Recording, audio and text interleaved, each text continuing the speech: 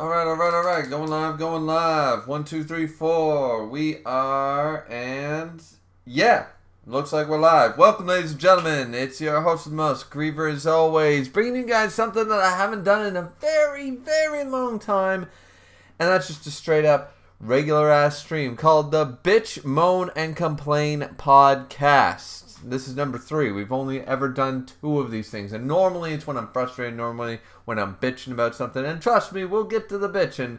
But no, I'm just doing this because realistically, I thought about starting quite a few things already. Right out of the gate. I already thought about starting certain projects. But then I really just got lazy. You know, I dragged my ass all day, and at the end of the day, I'm like, I don't want to start anything, but I have all this energy because I had a nap earlier because of blah, blah, blah. Anyways, doesn't matter. Point is that I'm wide awake, and I realize that anything I start, I'm probably not going to finish, and it's going to be left unfinished, and it's like, so, anyway, one of those nights.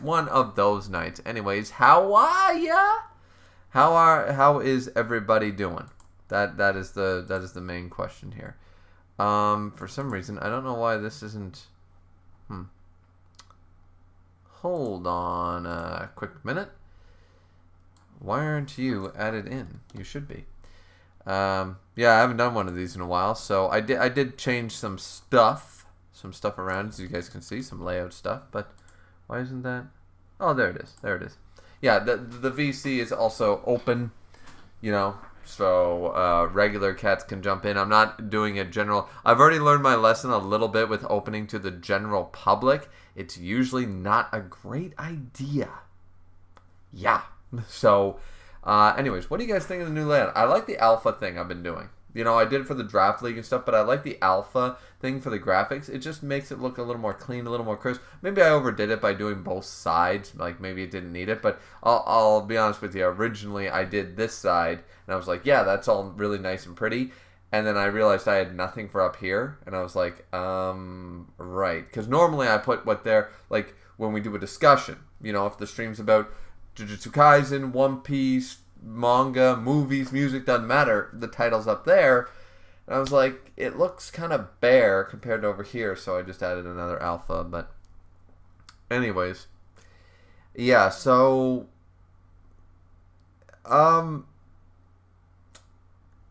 there's some things I actually wanted to talk about outside of anime and manga, just really quick. And it's common courtesy and respect.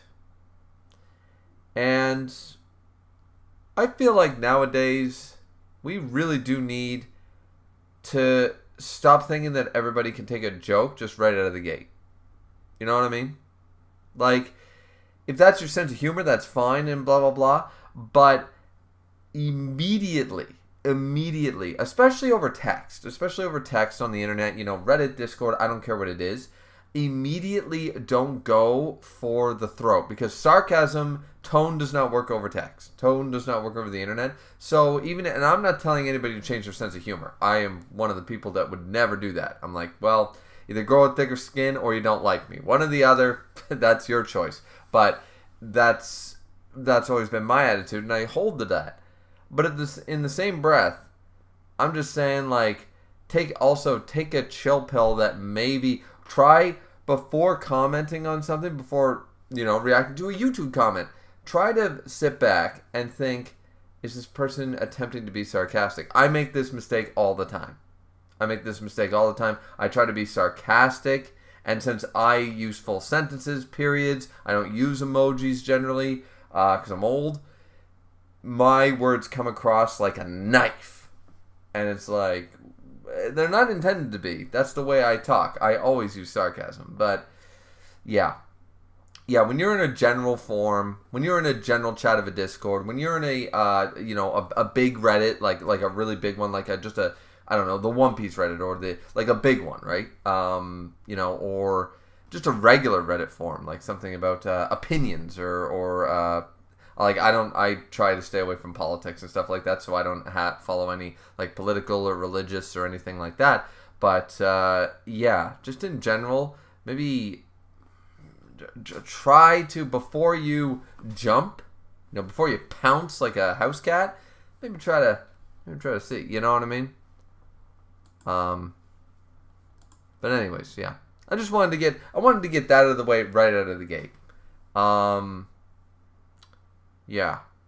Because I actually, just before, I was prepping these graphics and stuff, and I don't want to name names here because that's not fair to the people not here to defend themselves. But I recently rejoined a Discord, and just because I felt like, you know what, I missed some of the people in there and blah blah blah, and and I left I think on okay terms, not great terms, but okay terms and stuff. And I said, you know what, I think enough time has passed. I'm just gonna jump in.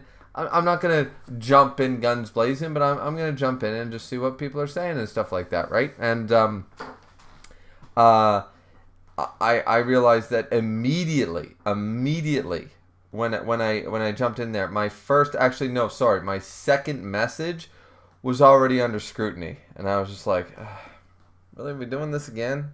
Like, I'm like, and then you don't want to engage, you know what I mean? You don't want to engage and stuff, and it's over stupid things, and it's just like, wow, really? And I was just doing the finishing touches on the graphic when this was coming up, so I was half watching that, half finishing this stuff, and I was just like, yeah, wow.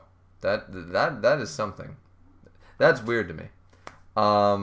Yeah. So I immediately, and then I type, as once again a joke. I type in there. I say, did I make a mistake coming back this early? And then it's like, oh, maybe that went over like a dead fish. I don't know. Like, once again, am I not used to talking to people anymore or something? Like, it was weird to me. It was automatically weird that I'm like, and maybe I don't get, and this is why I'm saying this, is that I immediately judge this as, holy shit, why is everyone being such a hard ass on me the moment I type one message? Then I realized maybe they're all having a laugh. Maybe this is their sense of humor, and maybe I'm being the one with the rod up his ass. You know what I mean? So I'm sitting there like, okay, yeah, maybe that's me. So then I stepped back and I said, you know what? Instead of engaging, instead of responding, instead of getting into something, I just said, you know what? I'm just gonna keep going about it. I'm just gonna leave it alone and go about it. And if I get a bunch more ats in that Discord about this, then I'm gonna realize, okay, nobody's joking around, nobody's playing, people are just being dicks for the sake of being dicks, and then I'll deal with it. But for right now, I'm gonna give the benefit of the doubt and just assume that maybe I caught somebody at a bad time, or they assume I know the humor. I don't know. Anyways, by the way, we have half a dozen people in here, and only one like. Jack those numbers up, baby. Let's check in with the chat here too. Artist says Canadian Thanksgiving isn't real. I'm pretty sure it's older than the American Thanksgiving, actually. I'm not sure. American. Let's look it up. Thanksgiving. Let's just go out of that right out of the gate. So Thanksgiving, let's see, is a national holiday celebrated in multiple countries, it looks like. It's a day of giving thanks, blah, blah, blah. So, yeah, so the Americans did not invent it, by the looks of it. Of course, they will claim they do. Thanksgiving is celebrated on the second Monday of October in Canada and on the fourth Thursday of November in the United States, around the same part of the year. Let's see. In Canada, historians, the first celebration of Thanksgiving was 1578, and in the United States, it was 1619. So technically speaking, by our traces, ours is older. So actually, Thanksgiving in America is wrong, and the Canadian Thanksgiving is the oldest one, by the looks of it. Between those two countries, anyways. I'm not going to go down a whole rabbit hole here and read the whole thing. But, yeah, so Canadian Thanksgiving is fake? I think if it weren't for the fact that the Dallas Cowboys play on your Thanksgiving every year, I'd say maybe you're a little fake. And this actually explains something that I never understood for the longest time about American Christmas. Because I never understood why so many Americans did prime rib and so many other big, like they did the full dinner, the 5-course meal sort of idea. Americans would do that, but it wouldn't be a turkey. I'm like, what the fuck? Why are you trying to find a substitute for turkey dinner? Turkey dinner is fucking awesome. Get off your own high horse. Then I realized, well, yeah, but turkey dinner, nobody wants to have it like 4 weeks later. You know what I mean? Like when you do a big giant turkey or ham dinner and stuff, yeah, it's delicious at the time, but you don't want to repeat that the following month. As delicious as it is, it's a special occasion type of dinner, right? So, as a result, that's when I realized, the reason is because we have our Thanksgiving in October. It's this weekend, it's tomorrow, and we're going to eat our turkey dinner. And then it's going to be 2 months before Christmas, and then it's obvious. You never go a Christmas without turkey. That's ridiculous to me. But then I realized, now I sort of get it. Now I get it. Because your guys is closer together, that's when people substitute. Or they do the opposite. They substitute Thanksgiving turkey for like ham or prime rib or something like that. Anyways, kind of interesting. Artist also says, and is shouting this for some reason, the Krusty Krab is unfair. Mr. Krabs is in there, standing at the concession, plotting his oppression. Now that's poetry. That's poetry, ladies and gentlemen. That's absolute poetry. Band is saying, you should have started, if I may just be so bold, artist, maybe the Krusty Krab pizza is the pizza for you and me. I would have led with the Krusty Krab pizza. Just saying. Band Marsh says, uh-oh. Oh, yeah, because it's the bitch moaning complaint. No, I'm not actually bitching or moaning. A little bit, not much. Artist said, you crazy glazer at band. Okay. Multitira says, JJK last chapter is so bad. Indeed it is. JJK fucking sucks. See, I already did my non-toxic stream. I settled with a bunch of cats in VC. We all good. I don't know where I picked that up from, I'll be honest with you guys, I picked that up from other, like doing podcasts on YouTube and stuff like that, I picked up that I've never called anybody a cat before. I don't know where, is that YouTube? Is that Twitch? Or is that a cultural thing? Like, I don't know where the term, like he's a crazy cat and stuff like that. Is it? Well, actually, now that I think about it, anyways, doesn't matter. Fact of the matter is that, yeah, I've been using that term a lot, and I'm just like, when did I ever, I know I didn't gain that naturally, so where did that come from? Anyway, so I'm clearly stealing somebody's mojo. But yeah, so JJK, yeah, the last chapter sucks. The last few chapters have sucked. Gege has been trying to end this. This arc sucks. Okay? Culling Games is not good. It has hype moments for like a couple of weeks, and then it's not good. Storytelling-wise, it's all over the map. It's terribly paced. It skips a bunch of shit. It forgets its own plot points, and right now, I just am not interested. I just don't care. The only reason to keep reading was to see Gojo come back. He came back, then he got foddered, and now people are trying to defend it. People are all over Reddit trying to say, yay, nay, middle of the pack. And at the end of the day, no, everything is pointing to the fact that Gege is inconsistent as fuck with his power scaling and his writing. And yeah, I'm just not here for it. So instead of going on these tirades every other goddamn week with a reaction chapter or a review, I said, you know what? I'm going to just call it quits because I know where this is headed. I knew that this chapter, I know that next week's chapter, I know that the week after chapter, I'm going to be bitch, moaning, and complaining. So, yeah. And now we have 9 people in here, but only 4 likes. Come on, let's hit the jackpot like Hikari would, people. Let's get those numbers up. Malta said Kashi mid. Yeah, and people keep bitching at me. People keep complaining to me about, like, oh, electricity can't beat Sukuna. I'm like, Kashimo didn't even fucking use electricity and died. Okay? Not one point did he ever do anything electricity can do. So, no. Pikachu does more with a Thunder Shock than fucking Kashimo did with electricity. So forgive me. No, that was not the ultimate CT. All the binding vows and shit. What? The Amber Beast. This ultimate. Yeah, go fuck yourself. It was nothing.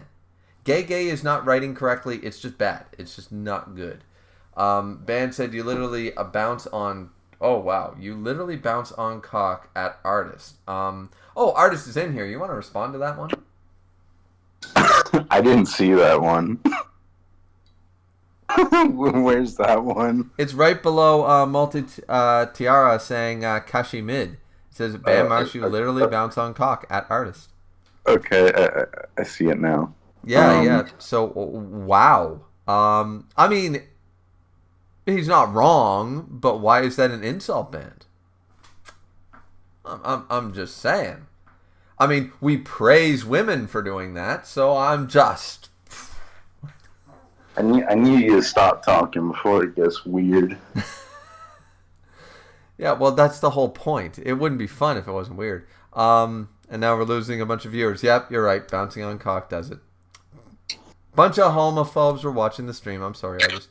Tenryo says, did you hear that Fist of the North Star is getting a new anime? No, I did not. That's very interesting.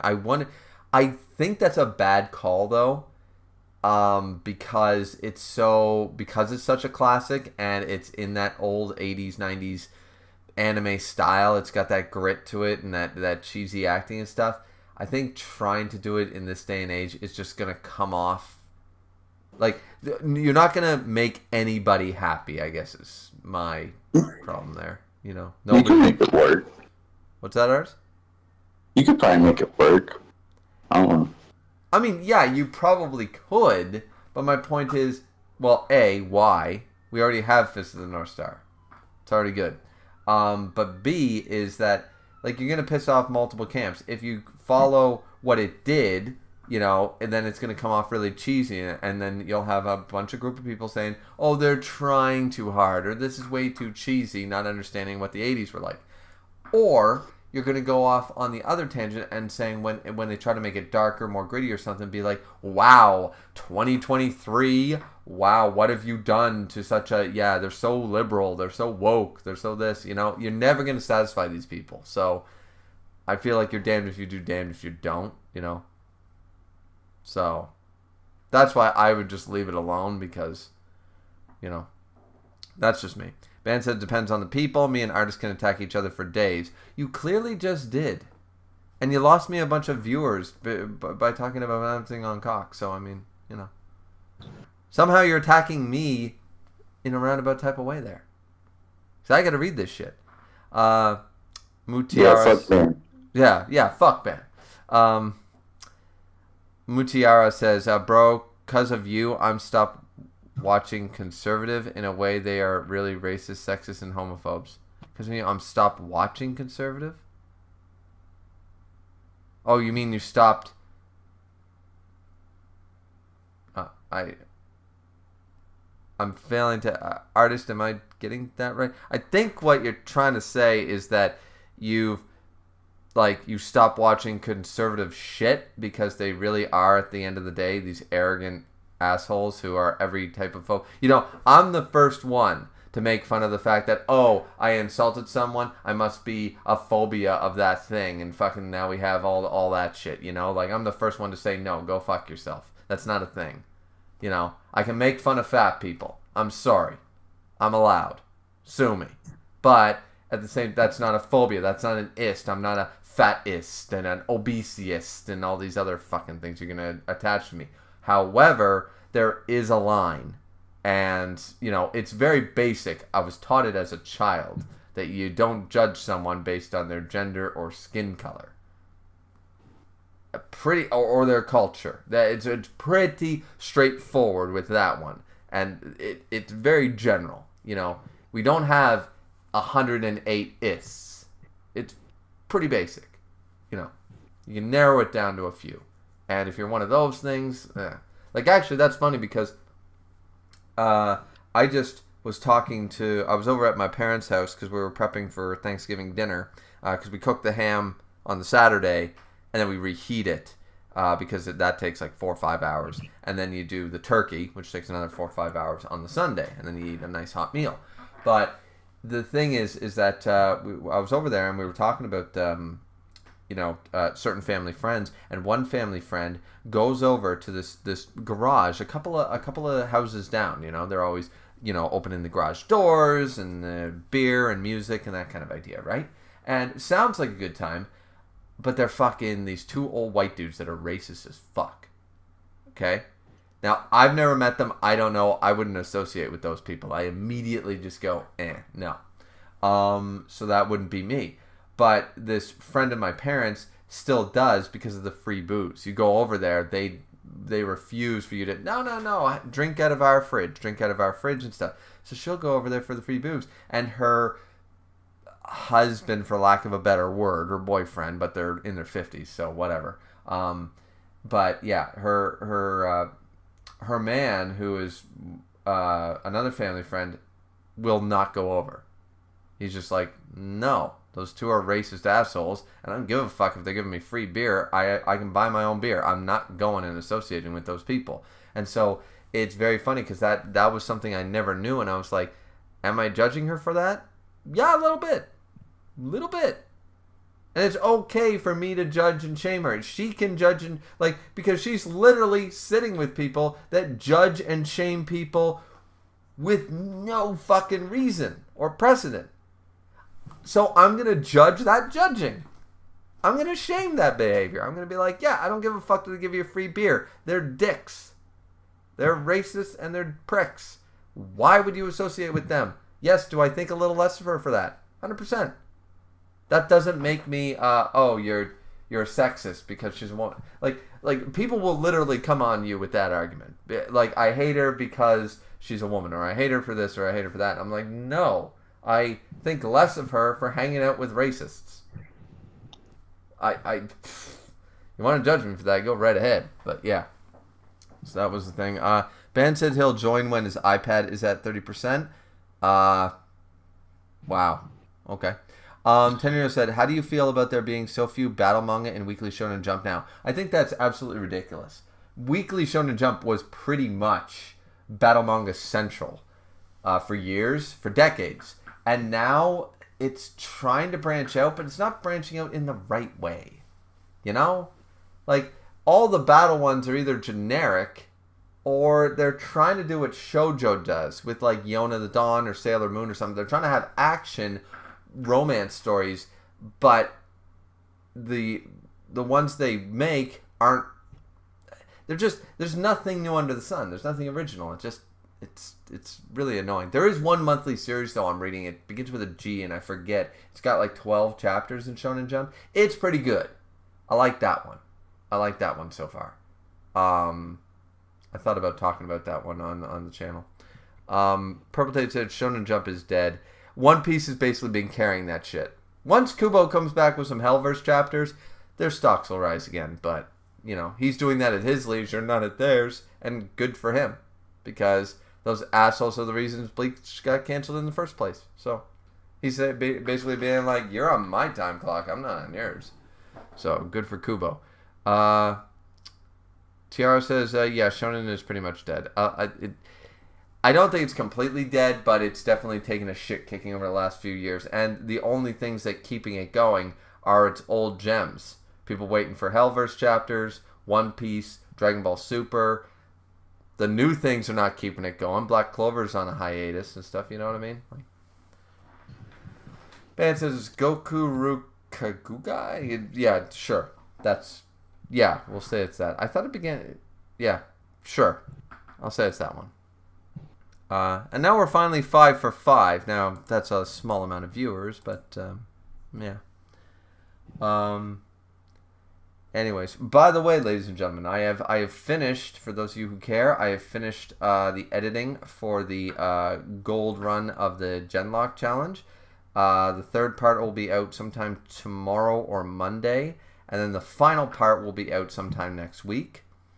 And I was planning on starting the Emerald run this weekend, but I didn't start yet because I'm still sort of hesitating on where to allot my points, so I haven't started my Emerald run yet. But when I do, of course, I'll let you know. Ban said Yozakuru family is actually really fun. I was going to recommend it to you to fill the JJK slot. I've heard that that's pretty good. Tenryo says, One Piece, JJK, and Undead Unluck are carrying the magazine really hard for me. Yeah, and Sakamoto Days, which I kept up with for a while, and then I just I got too far behind, and now I'd have to play so much catch up that I'm just, yeah. Anyways, so how you doing, artist? What's going on? Chilling. That's about it. That's pretty good. How's your boyfriend? Chilling. That's good too.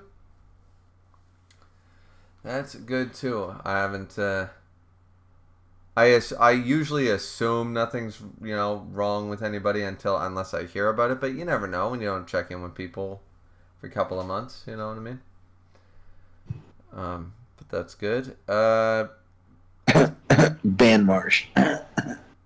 Yeah. Perfect example right there.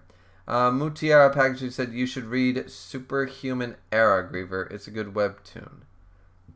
Superhuman Era. Well, I read a number of webtoons. I read a Goblin one. I'm starting to read another Goblin one that looks more like Drow people, so I don't know why they're calling it Goblin.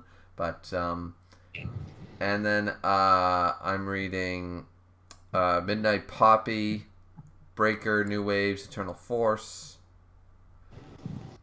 and Let's Play hasn't come back. So I think that's all. Oh, Pixie and Brutus, but that's just that's more like reading the Sunday comics. That's just fun. Mutiara says it's about a guy versus alien. I mean, I might check it out, but I hate the webtoon format. I'm just going to straight up say that. I think that the webtoon format is the worst form of media I've ever consumed. So you really got to hit me hard with great story and great characterization and great characters and characterization. Because if you don't hit the ground running with that shit, I'm not interested. Webtoon is a shitty fucking format. Maybe that's my hot take. There, I'm bitch, moan, and complain. Let's talk about it. Manga's better, comics are better, music's better, movies are better, TV shows are better, and animated is better. Everything's better than Webtoon. Webtoon is the worst way to tell a story. Books are better. Yeah. I really do think that Webtoon is the worst fucking format to ever read a story. So, let's see. Purple Tate said, meh, Dadan Dadan is probably Jump's best series. Dadan Dadan is... Wait, Dadan Dadan, isn't that... Oh, no, I'm thinking Dararara or whatever. Dadan Dadan, really? Dadan Dadan. Just keeping it going. What the hell is Dadan Dadan? I don't even know what this is. I think it's a Jump Plus. Oh, well, we're talking about Shonen Jump, just Jump, but I guess Jump Plus counts. Yeah. Oh, you didn't like Chainsaw Man, right? No, that shit was awful. Yeah, Dadan Dadan's by one of Fujimoto's homies, so I don't know if you'd like it. Fair enough. I've never read it, but that's just based on the author correlation. Oh, fair enough. So yeah, it's a new series. Oh, okay. I mean, I might check it out, but I didn't like Chainsaw Man, so. Ban says, oh, brother, you guys stink. I was gone for 3 months. It's like 2 days in Discord time. Yeah, exactly. You were gone for 3 months. It's like 2 days in Discord time, meaning we missed you for, if 3 months equals 2 days, we missed you for like 5 fucking years, man. You weren't around. It was more than 3 months. And it was absolutely more than 3 months. So full of shit, band, it's unreal. Mutiara says, Nerd vs. Jock is my favorite webtoon. Favorite spelled wrong. Nerd vs. Jock. I've never heard of that one, actually. But once again, see, I don't read a whole lot of webtoons. The only reason I got into webtoons was because The Breaker came back. And that was the only way to read it. So... and then I read a few romance ones because I can tolerate romance ones done in that format because there's not a whole lot of action. But Yeah. Yeah. I would argue that even take the best webtoon, you can think of, guarantee it looks better in manga format. It 100% with double page spreads and shit, 100% better. It just would be. Like, anything you can translate from the top to bottom shit would just look top to bottom. It's this new fad thing, and it does not work. It does not work. And people will keep wanting to say, no, that's manhwa. No, it's not. Manhwa is Korean manga. Unbalanced X2 is a Korean manga. It's a manhwa. It's not a manga, it's a manhwa, but it's done in manga format. Because manhwa was just simply the word for Korean manga. Manhwa has nothing to do. People misinterpreted and attached that, and it pissed me off for so many years on the internet that people said, oh, this is a manhwa format. There's no such fucking thing as manhwa format. So, Propate said because you have to scroll up. No, I just don't like it. I feel like I miss a lot, like especially in an action page. I want the big double page spreads. I want to see this huge kick and stuff, and I can easily prove that because once again, a series that used to be a manga, The Breaker, is now a webtoon, and I can show you that there are some epic points in that webtoon, epic fight scenes. Guarantee nothing is topping its previous part 2 or 1, because that in a double page spread would look so much. Actually, somebody on DeviantArt actually sort of took them and sort of fixed a few just to showcase how it would look like in a manga style, and it was infinitely better. The best a webtoon version had to offer was immediately made better by doing it in a left to right format or a right to left. It's just the proper way to read, man. I don't care which way you want to read it. You can read it top down, bottom, whatever you want. But for visuals, having this tiny little script, and going down this slider is fucking irritating. I still don't like it. Tenrio said Black Clover transferred to Jump Giga and is now going to put out 4 chapters a year from now on. Well, I assume that means that the author or the mangaka is in bad shape or burnt out or something like that. So hopefully they're okay. That's the first and foremost we have to think of. The guy's health or the girl's health. We have to think about that. Immediately, hopefully they're all right. But yeah. I mean, Black Clover was nothing super special either, but, I'm... At least, the mangakas are trying to take better care of themselves. Banmarsh said, I read Dan Dadan. Ended up dropping it. Wasn't my cup of tea. I might check it out. I don't know. I usually check things out, and I give everything a solid try. But if your art ain't doing it, like Chainsaw Man and JJK and almost to a degree Black Clover and stuff, what is with these thin line fucking sketchy ass drawings? Why does everyone think that that's a good art style? No, give me heavy black lines. What was wrong with that? My Hero Academia might not be the best thing ever, and I don't really care for the art style, but at least they fucking knew what ink was. Like, goddamn, enough of this fucking soft shaded shit. Like, give me hard black lines when you're drawing a character. And the reason I know this is because I'm constantly trying to make thumbnails. And you know how difficult it is when people don't draw the full amount of the face and they leave like this whole side of their cheekbone, fucking no black line there to even show the cheekbone, or they break it off and stuff and they do this soft shoujo look. And then the hair isn't solid like, Kubo or Toriyama or fucking Nakaba or any of these guys. It's just all this like thin pencil lines for fucking hair, and I'm just like, what is with this sketch style? It's not that good. It's literally not that good. Even though I dropped it and I don't care for the story and the integrity of the guy, Murata, at least he knows what a solid fucking line is. Drawing One Punch Man and shit. So like when did this style become so popular? I've never seen it before in my 25 years of reading fucking manga. And all of a sudden, in the last 5 years, it's become the style that every time a new series comes out, it's done like that. It's done in this soft, thin-lined style.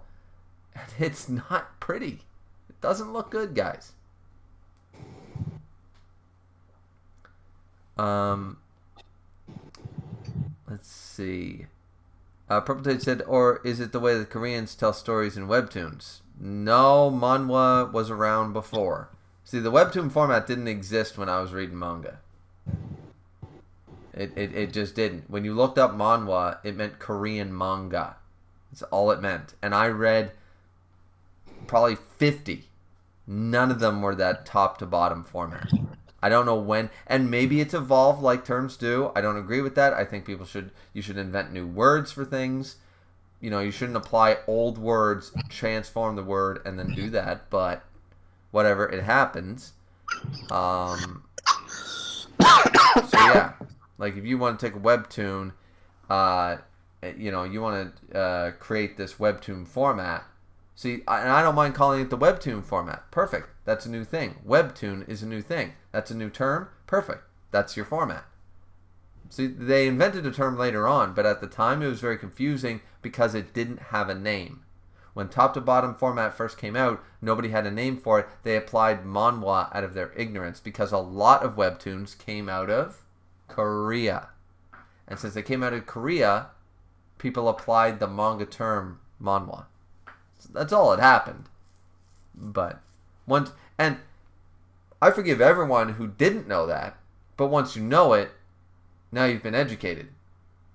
There's no reason to continue to be wrong. You know what I mean?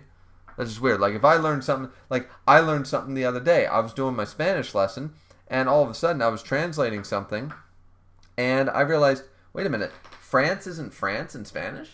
I was like, why? It's a name of a country. Like the name Canada doesn't change just because you're speaking Russian. You'd say the whole sentence in Russian, and then you would say Canada with a thick Russian accent, but you'd still say Canada. No different than my name or anybody's name. It's a name. And then so I asked my wife, who speaks Spanish, of course, and she goes, no, like Canada's pronounced like this, Mexico like that, and blah, blah, blah. And they actually changed the letters. It's not about pronunciation. They changed the fucking name. They changed the letters. I'm like, that seems wrong to me, and blah, blah. So anyways, at the end of the day, my mother-in-law actually agreed with me, going, yeah, no, I've never agreed with that. That's weird. Like, you name a country, I name it whatever the fuck I want, like The Legend of Zelda. You would change the legend of in whatever language you were speaking, Russian, Chinese, whatever. But Zelda remains Zelda. You don't add a letter, you don't take away a letter. The spelling should remain the fucking same, regardless what language it's in. Lord of the Rings, another one. You can change the title Lord of the Rings, but you can't change the name Aragorn. Aragorn is Aragorn. Those are the letters. You cannot change it. So it's one of those funny things, and I think that's the similar idea that sort of happened. Well, what about Spain? What do you mean about Spain? Because in Spanish it's España. Right, exactly. So that's the mother tongue. Yeah, and see, that's weird to me, but I would accept that if that was the actual name of the place. You know what I mean? Like, well, yeah, I'm just saying that everywhere else it's Spain, but like Spanish speaking, it's España. True. So I would argue that the mother tongue is the correct tongue. Like, I'm not gonna go up to someone from like, I would never go up to someone from their own fucking country and tell them that they don't know the name of their own fucking country, or they're saying it wrong. No. Guess what? Maybe I'm wrong. Just because it's globally known as one thing doesn't mean it's not incorrect. 500 years ago, everyone knew the Earth was flat. Yeah. And that was fucking wrong. So just because something is a global accepted fact of today doesn't mean that it's still not wrong at the time. So, yeah. So but my point of all this is that saying the same idea with the story about the webtoon and the manhwa is, once I learned this, I found that odd while I was learning Spanish, because I don't know Spanish. So I'm like, why is that different? Is that a problem with my app? Is that a problem with the learning? So I asked my wife, and she explained it to me, and between her and her mother, they agreed that it was sort of a slippery slope and maybe not really right, that maybe they shouldn't be, like, not just their language, but all languages. It's like, no, you should, Britain is Britain in every language. It should not, you can't change my name. You can't all of a sudden change my name, just because we're speaking French. My name doesn't change all of a sudden, and you can spell it whatever fucking French way you want. I'm not fucking French. You don't get to make that call, right? So, in the same way, a country's name, see, I think the problem in Looted, because I was looking into languages, is because even though it's a name of a place. And places and people have different rules in different languages. So it doesn't happen for names in Spanish, but it does happen for places, regardless of the fact that it's a name of a place. So, but yeah, my point is, with saying all that, is that I then immediately, instead of arguing with her, I just brought up why I thought that was stupid. We had our discussion about it, but at the end of the day, I'm not going to sit there and adamantly refuse. Yeah, well, since I don't agree with it, I'm not doing. Well, then don't learn Spanish, you idiot. Don't be so fucking high-horsed and irritated. I'm like, well, I guess that's something for me to learn now.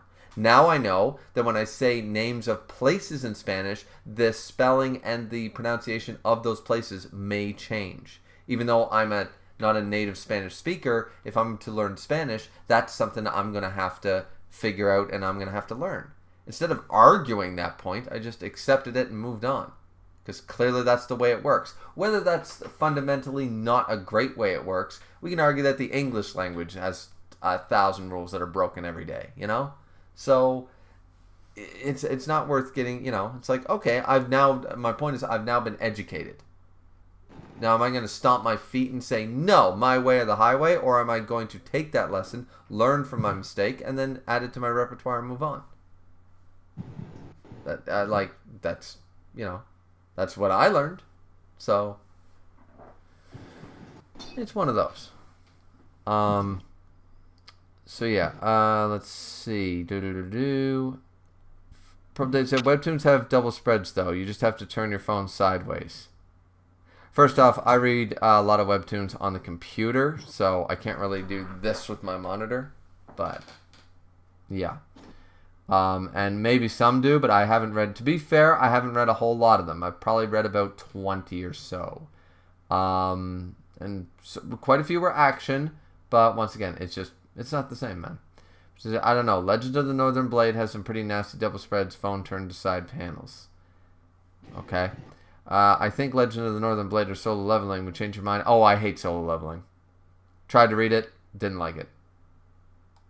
Not for me. Also, I don't like colored manga characters that much. If I want colored manga characters, I'll read fucking anime. Or I'll watch anime, sorry. I would argue that black and white looks clean as fuck for manga, which is ironic because I used to hate it. Because I grew up on comic books, obviously, Western comics, and I couldn't understand why would I read something in black and white, and then I flip my switch and say, color, if I'm going to read something that's, like, if it's not on the TV, if I'm going to read it, Western comics, I want to be colored. Manga, I don't like reading the color. Like, I have read the colorized versions of One Piece and stuff. I prefer the black and white. I prefer black and white reads. I just do for my manga. Manga characters and manga style, anime style, looks its best in that format. Or when it's translated to anime, then you can colorize it properly.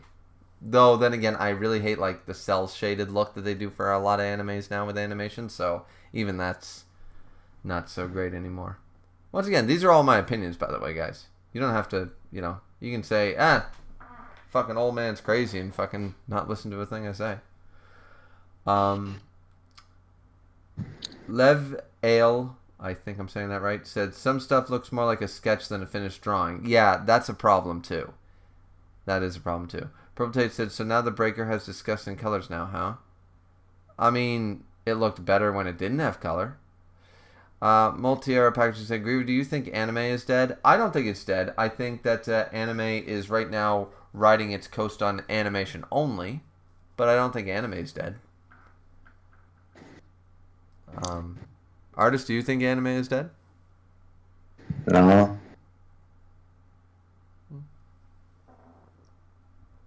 I mean, I don't keep up with a lot of anime. Do you? Just the big stuff.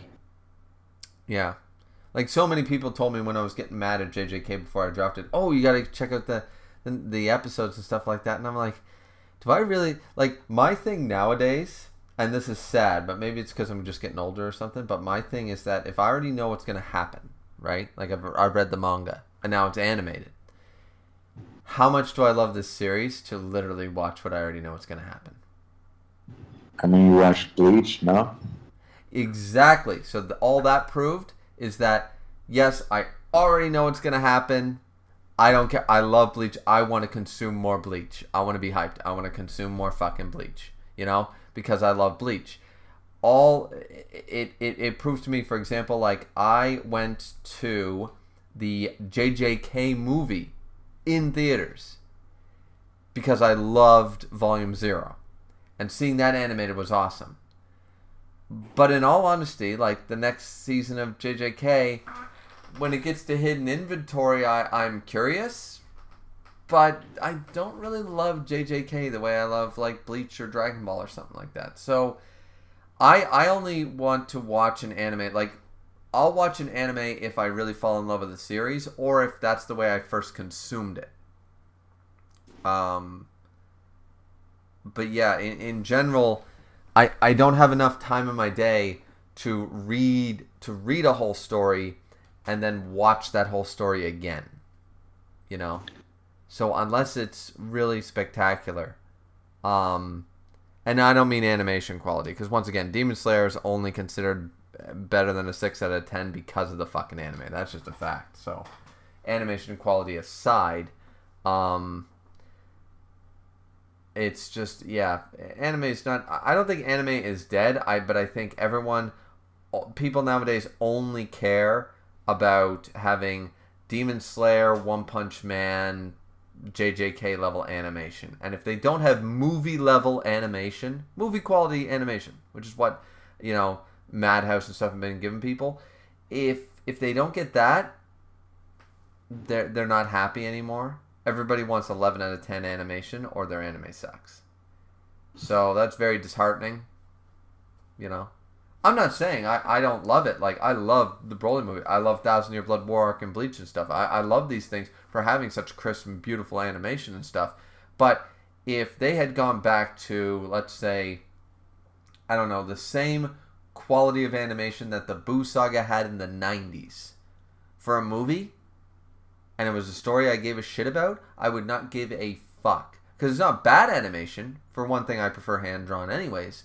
But it's, you know, it's good animation. It's good enough. You know? Like, not, I don't know. I think that anime-only viewers especially have become very entitled and a little too greedy. And I think that has caused a bit of a toxicity in the anime watching community. But once again, I don't really watch enough anymore, so, you know, I just keep up with, and then we have that whole thing like the Kengan series, things going this full CGI shit, and I don't like that very much, I'll be honest with you. I don't like that very much at all, but. See, I don't know about you, but I was tapped into hidden inventory every week. But that's just because that's my favorite arc. Well, Hidden Inventory is the best arc in JJK. So, I needed to see my goat animated. Well, yeah, like, see, that's, I know people love Toji and stuff, but I want to see it because it had great, it's just really good storytelling. Like, yeah, like, is season 2 at that point yet? Like, once again, say I don't keep up with the schedule. So, like, is Hidden Inventory been animated? Yeah, they're in Shibuya right now. Toji just got a necromant summoned. Okay, see, so He beat the bricks up, you know. Yeah, so what I would probably wait for personally for me is, and also because I have a bitter taste in my mouth over JJK right now, I'm not about to leap on the anime and pretend everything's okay. You know what I mean? But when Hidden Inventory concludes, or Season 2 concludes, I will probably go back, find out where it started, and watch that part. You know. It's not that I'm disinterested in watching certain animes and stuff, but I also have to carve out time, guys. You know what I mean? Like, I have to carve out a certain amount of time, and a lot of the time I'm overworked or overwhelmed a lot, and that's not something.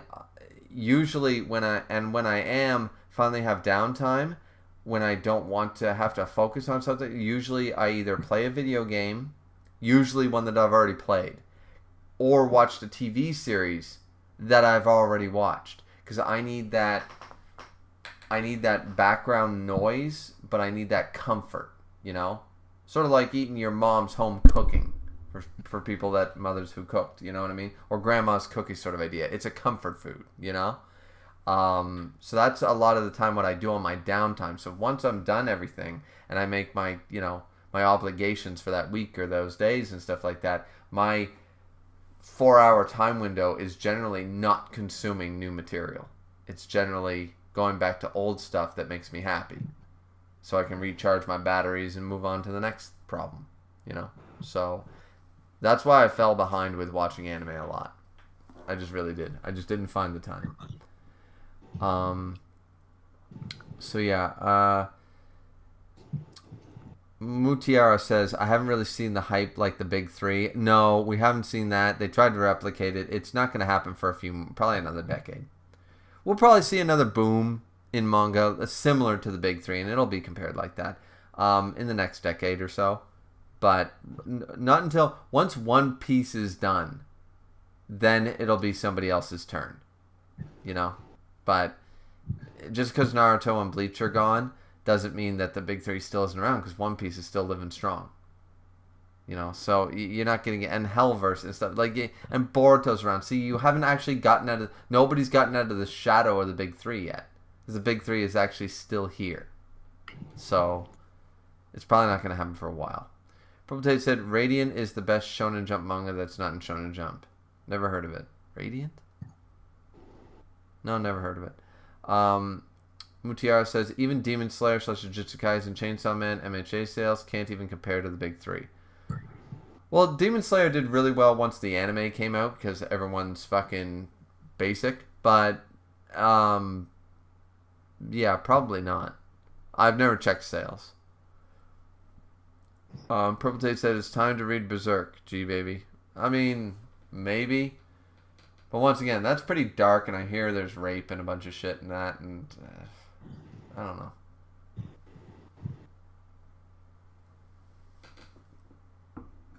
I think you gotta be in a good place mentally to read shit when you know things are gonna get dark like that.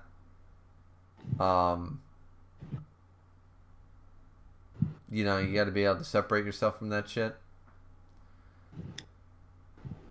Someone told this guy banned to get a fast charger. Yeah. Ben says, I agree with the manga take. Black and white makes readers appreciate the color spreads and volume covers more. Exactly. I think it's appreciated more. Like, once again, I can read Bleach colorized, and I can read One Piece colorized. A, because I love both those stories, and B, because, the art style is good. But I would argue that a lot of the time, just the shape, you don't... Sometimes you lose shit at something when it's a certain media format. That's just me. Not Dua, just an AI. Okay. Not Dua. Says, how would you feel if Kanade manages to defeat Sen Hatsumi to demonstrate that his determined prediction is an important part of being able to face Shen Wulong in the future?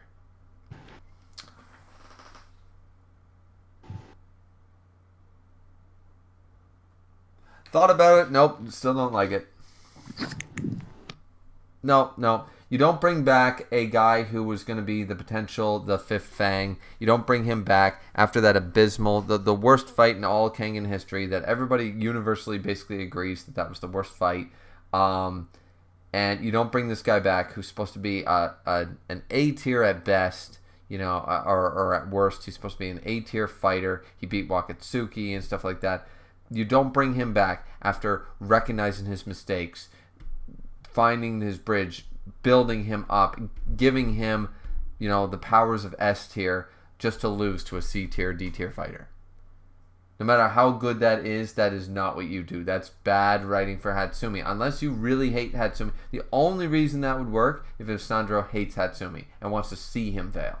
He's going to be the chronic loser. He will literally be the definition that people use, a jobber. That is exactly what Hatsumi will become if that's the case. That's why he cannot lose. I like the direction of the fight right now. And the fact that this perfected determination prediction is a way to get around so that the ability is not so broken. You know, we're getting around the Super Saiyan S tiers by having our Super Saiyan counter, right? To put it in very layman's terms, right? That's what we're doing. Because basically, anybody with PI fighting anybody who didn't have it was going to win, right? That's sort of the way the story was going. And there wasn't really anything anybody could do about it. An S tier is not going to lose to an A tier, not like before when they were explaining the cycle like an A, B, C, and it's sort of like the Pokemon grass, fire, water thing. That doesn't work once you introduce pre-initiative or inception of intent. Once you give that to a character and the other character doesn't have it, that character's screwed.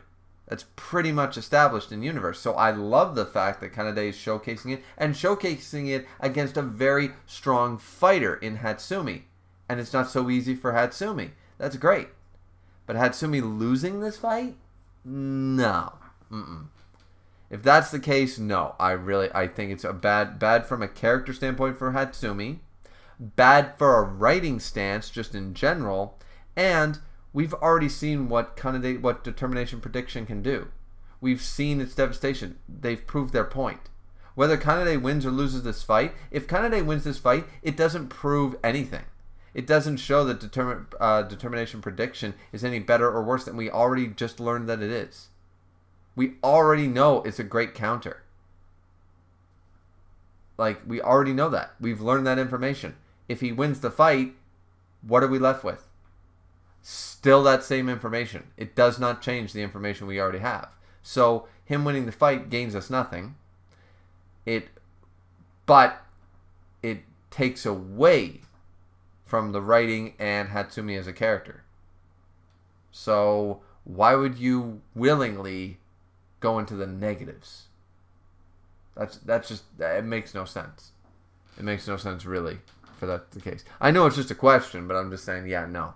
I think that'd be really fucking bad, and I will call it out if that happens. I don't think it's going to happen, but if it happens. Probate said, so did you watch Gear 5 versus Kaido in the anime? No, I haven't watched that yet either. I've seen a couple of clips. You know, it's like the Rooftop Gang shit. I saw a couple of clips, and I love them, but I just don't have time to be watching anime, man. When it's things I've already seen, you know? I consume it in a manga format because it's quicker and easier, and I can do it on the go and stuff. I can do that on my break time, you know? On my lunch hour on a Wednesday, I can read the One Piece chapter, consume it, and be like, all right, I got that knowledge now. You know? I don't have to come home after doing a bunch of chores, get supper ready, do this, blah, blah, blah, then sit down and dedicate 25 minutes to watching an anime episode and then have to make a fucking review about it. Like, no, I don't have that kind of time. So, and if I'm not enjoying it, I don't want to rush it, you know? Because how the fuck would you ever enjoy something if you're sitting there being like, all right, I got exactly 28 minutes. Let's go, let's hurry up. You know, like that. No. You're never going to enjoy that. You ever been late to a meeting and like you're sitting in a restaurant and you got it and you can't even, you're not even tasting your food or enjoying your food, regardless of whether it's good, bad, or fucking amazing. You're not even tasting that shit because you're so worried about getting to your appointment or your meeting or what have you. So that food was wasted on you. And you wasted your time with that. You know what I mean? So, yeah. I just don't do that shit.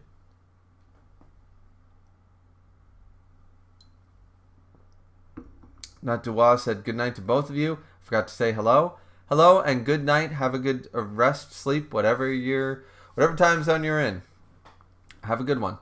Mutiara says, unpopular opinion, Gilbert should have stayed Edward's son. 100%. I like that idea. Purple Tate said, any cancel jump series that you feel like, fuck, I was feeling this shit, why cancel? Robot X Laserbeam was one, and Red Hood was the other one. Yeah, 100%. Both of those had a lot of potential, and they fucked both of them. Artist said, "Ban, where you at?" Yeah, Ban, where you at? Purple Tate said, "Red Sprite shouldn't have been canceled." What's Red Sprite? You mean Red Hood? I don't know Red Sprite. Mutiara had message retracted. Levy, sorry, I cannot say that. Lev says, black and white just has its own special charm. Exactly. It separates itself from Western comics for me. So when you try to put color to my manga characters, I'm just like, eh. Then I judge the art style even further. So if you don't have a 10 out of 10 art style, then I'm not into it, you know? Like, the Breaker 1 and 2 is better than Breaker 3 because it's manga and black and white. It looks better. The character models, it's drawn by the same guy. It's just his art looked better in manga format. It just did. You know, it's sort of like a painter. A painter looks best when he's painting on a canvas. You know? Like, because that's his medium. It's paint. It's being a full, like, square rectangle. You know what I mean? Like, it's... their mediums are where their strengths are at, you know? Ban said 24%. He's lying to your artist. Purple Tate said, fuck MHA. It could have been the one, though. It could have been. Though I will admit, there was a stretch where I thought MHA was hitting some fucking highs, man. From the gentle part, from the gentle arc, all the way through with Hawks and Endeavor and blah, blah, blah. And then what we love to dub my villain Academia. Twice is my favorite, one of my favorite fucking characters, man. That dude is awesome. He is three-dimensional, incredibly well written. Like, god damn, that's probably one of the best written characters in all of MHA, if not the best. Like, there was a stretch of like, I don't know, 4 or 5 months where MHA was fucking hitting. But it's a lot of people say that's not where it was hitting. It was hitting before that or even after that. I'm like, no. It was hitting once we had the gentle arc after the sports festival crap. None of that was any good. We've already seen that before. I've read enough manga. I've seen that shit before. You know, there was nothing new there. But here, my villain Academia, ooh, the gentle arc, ooh. Like, these things were great. Fantastic. Tenryo says, I feel like Kengan Omega can be a bit convoluted at times. 100%. Ashura felt more character driven. Ashura is easily a better manga. Put it to you this way. I have Kengan Ashura in my top 15 manga of all time. I do not have Kengan Omega in my top 30. So, that should explain that one. Purple Tape said, are you replacing JJK with anything on the channel? Eventually, yes. But I'm suffering from a bit of burnout right now, both at work, and my personal life or my house life. I hate when people say personal life. You know, it's like, no, I'm just dealing with shit. Like, just call a spade a spade. I'm basically dealing with a lot of shit on my plate right now. I have been for a few months, and it was actually kind of a relief to drop JJK, because then there goes another obligation. You know, that I just... Because, once again, I don't make money on YouTube. I never monetize because Taxman would kill me. So, it just... You know, this is all about passion and fun. And if I'm not having fun, if it stresses me out, then it doesn't become fun anymore. You know, 2 + 2 = 4. So, but eventually, yes, I have a bunch of suggestions on what to replace JJK with, and I'm looking into each and every one of them, but in my own time, and I'm not trying to rush it. So... wheelchair symbol. Well, that's exactly... Yes, okay, alright. It says, what the fuck y'all talking about? Anything and everything. What do you want to talk about, wheelchair? What do you want to talk about? I'm all ears. Tenryo said, I wish I had read Ririyana Kenshin in black and white. I wanted a different experience with color, but Kenshin wasn't the right series for it. I didn't know there was a colorized version of that. In fact, my first consumption of Kenshin was the anime, and I had to go back and read the manga, and I still say that anime was fucking mwah, one of the best animes. But still, yeah. I get you. Lev says, you pronounce my name like Levi from Attack on Titan. It's written like that, like this, so German natives pronounce it properly. You pronounce my name like Levi. So, Levi. Wait, so I just say Levi? Or you pronounce my name like Levi. So, Levile. Like I add the L on the end, like Levile. Because I can say that. Levile. Okay. Yeah, alright. If I'm wrong on that, listen. I bitch, moan, and complain. The podcast. He said it. And where's that Peter Griffin fucking? He said it thing. Or where's CinemaSins to call out people when they say the title? But yeah, I will admit, even though I'm a stickler for proper grammar and spelling and pronunciation, I am fucking awful at pronunciation. I am terrible at it. But I know this, and I do try. That's the difference. When someone just gives up and doesn't try, that's when I got the issue. Not Dua says, I honestly think that Kanade... I thought you were going to sleep. What happened? I honestly think that Kanade is going to lose. Yeah, which he should. And I would rather say that the determined prediction will be a good power-up to elevate Alma even more in the future. Or maybe he can already do that now. Well, see... Does he need that, though? Because a PI user versus a PI user is basically already sort of doing that. I mean, yes, it's slightly different, but this is more for a counter. This isn't like a separate system for people who literally can't do that. This is a system for people who can't use PI, who can fight people that have PI. That's all it is. So yeah, can this be taught? I'm sure it can. But I don't think Oma, who has the inception of intent and stuff already, is going to be able to benefit from that because he can already do that with the inception of intent. So, Mutiara says, why can't Shonen replicate the big three even though they should have the blueprint? Because the manga they have hired just aren't as solid. It's simple as that. Bring back Toriko, bring back Bleach, bring back I don't know. And I think a lot of mangakas, even some of my favorites, are one-trick ponies. They write one great series in their career. They don't write two.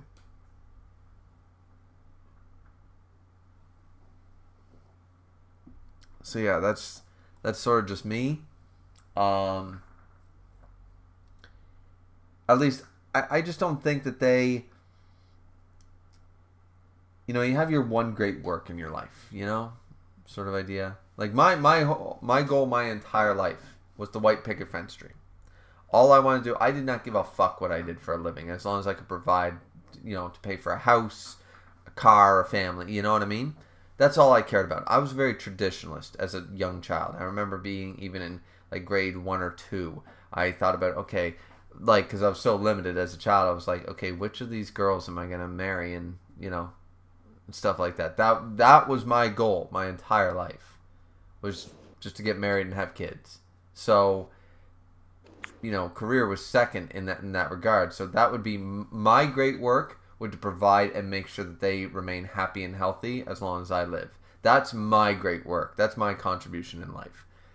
However, for other people, and I'm not saying you can't do that as well as do other things, but that's my goal. Some people's goal, like Oda, when Oda finally finishes One Piece, do you really think he's going to come out and make another One Piece? Do you think that's going to happen? I really doubt it. I'm not saying he's not a great writer and not creative as fuck. I mean, look at the man.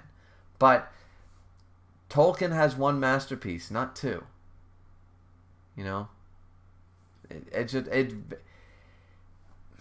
Generally speaking, bands have the greatest album. Each sport has one GOAT. And yeah, you have arguments for who it is, but at the end of the day, there's still only one true. So I don't know. I don't think that's something that can really be replicated necessarily, because then you're just going to go down the rabbit hole of, well, you're just making the second Naruto or the second Bleach or the second this, Yeah, I'm not really sure what to do with that. You know, if I could draw, maybe I could change something, but I don't know. I can draw decently, but then I take a break for 9-10 months, and then I don't draw, and then I got to relearn my skills all over again, and I'm not exactly a mangaka level artist to begin with, so it's, you know. Purple Tape said, what do you think is our MHA's biggest flaws that kept it from being the one? A lot of things. Too many characters right out of the gate. Too big a cast. 100%. It's art style. Not the quality of the art, but the art style. It made a mistake with Stars and Stripes. It made plot point problems. It made a problem with the whole shoot style thing and Deku not becoming more of a Batman than a Superman. And I do argue that point. Todoroki, they had a lot of issues with making basically, okay, so Bakugo's our Vegeta, Todoroki's our Sasuke, stuff like that. They literally tried to replicate popular character formats and just give them a new paint job. Not working so hard. Having no real romance. I argue that yes, One Piece works really good without romance, which is fine, though it still has it, just not amongst the crew, but it still has it. Romance is generally what elevates a series. This is in general. I'm not saying it always does, but Seven Deadly Sins is a better story for having character romance. Inuyasha was the GOAT because it was a romantic fairy tale with swords and sorcery, but still it was a will they won't they. It works. It's tried and true. It fucking works. You want something to succeed? Make characters that people like and have a fan coupling and pairing and fucking go with it. It will elevate your story. It just does. And MHA doesn't have any of that. There's many flaws. I can feel the old head energy in those comments. The old man energy? Yeah. Well, I'm sorry, man. I'm an old romantic. I grew up watching telenovelas and soap operas. What can I say? I like, I want my characters to get together. I do.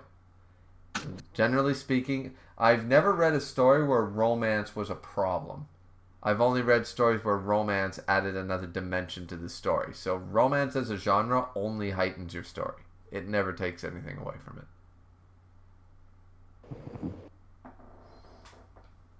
I'll be back in like 15, okay? Yeah, go ahead. Appreciate you being here. Purple Tape also said, we're all dealing with shit. Every day is a test. Push through. 100%. 100%. You got to push through that shit. And that's what I do. But by my push through, my comfort zone is to do what I do. Simple as that. Wheelchair said, heard you on the top 30 manga stream. Shout out to the Fairy Tale pick and Toriko. Oh, from Naya's stream, you mean? From Naya's on the top 30 manga stream. Which, by the way, everybody, go check out Naya D. Hemmings. I was part of 3 out of the 4 streams. Yeah, we did fictional weapons together. Top 30 fictional weapons. We did waifus. We did top 30 waifus across all fiction. So that was fun.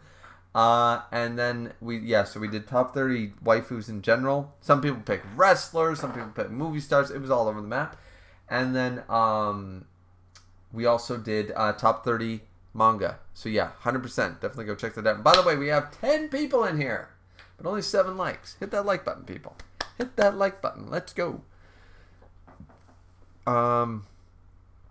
Let's see. Wheelchair said, drop your top 30 anime. Oh, man. I actually don't have that list ready. I meant to have it ready. That's part of the reason I didn't join Naya's top 30, which was a 6.5 hour stream. I'm glad I didn't, because that would have been that would have ruined my whole day. I was not ready for that. It was supposed to be the Friday, then it was the Saturday or something. I don't have it ready.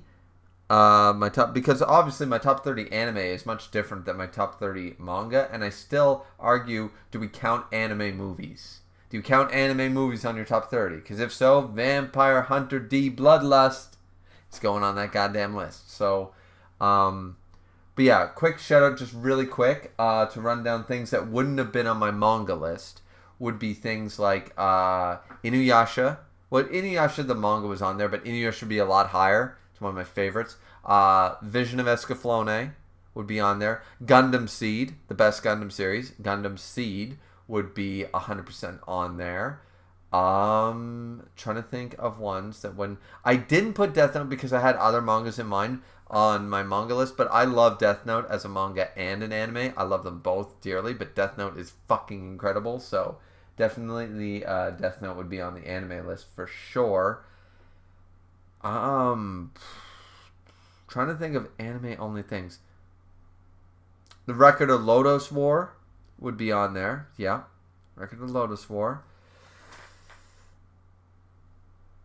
Trying to think of any other things that I never read as a manga and I only saw as an anime. Sailor Moon, probably. So I actually never read Sailor Moon. I watched Sailor Moon. I never read it.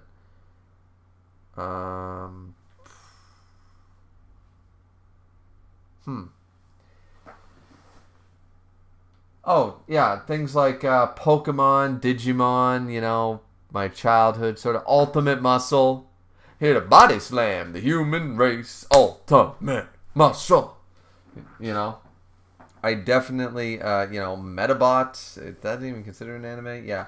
I'd be a lot of nostalgic picks for my animes. Because I feel like if I already shouted them out for their manga, I feel like, okay, this is where I can make up some things that might not have completely made the cut. Like Hellsing. Hellsing's another one. Hellsing's in my top 40, but not in my top 30 manga. But it's because I also really love the anime. It's easily in my top 20 is Hellsing Ultimate, right? So there's another example, you know. So yeah, but anyways, those were supposed to be quick shoutouts, but yeah. Ban said, despite how good black and white is, I can't lie, the officially colored Bleach manga is actually better than the black and white in my opinion. Fair enough, fair argument, because that is actually one of the few. But once again, that just goes to show you that Kubo's art style allows for great color because he does so much black and white anyways in his colorization. I think it works because there's so much black and white in Bleach anyways that it works better. You know?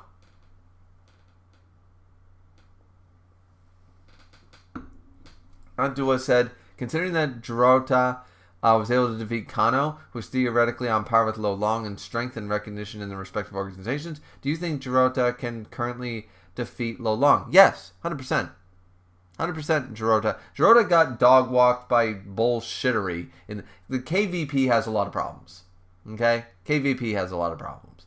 But Jirota, Lo Long, Kano, they're all S tier. They're all S tier fighters. Natsuwa says, I'm not going to sleep. I was just saying good night as a way of greeting you, I mean. Oh, you meant like, good evening. You meant good evening. I get you. Oh, all right. Sorry about that. Yeah. I've never seen good night. I've seen good morning, good afternoon, good day, good evening. I've never seen good night used as a greeting. I'm not saying you're wrong, though. Potentially you could say good night, but I think because good night is actually one word, but you're using it as two, the way you're using it as two, like a greeting, I think that works. It would just confuse so many people because it's very uncommon to greet someone with good night. Huh. We're learning more about languages again, people. Let's go. I like it. Tuffy says, the writer of DBZ, the anime just won't end when it should. Toriyama wanted to end that shit before Dragon Ball Z even started. So, the fact that he wrote the greatest fucking anti-hero of all fucking time,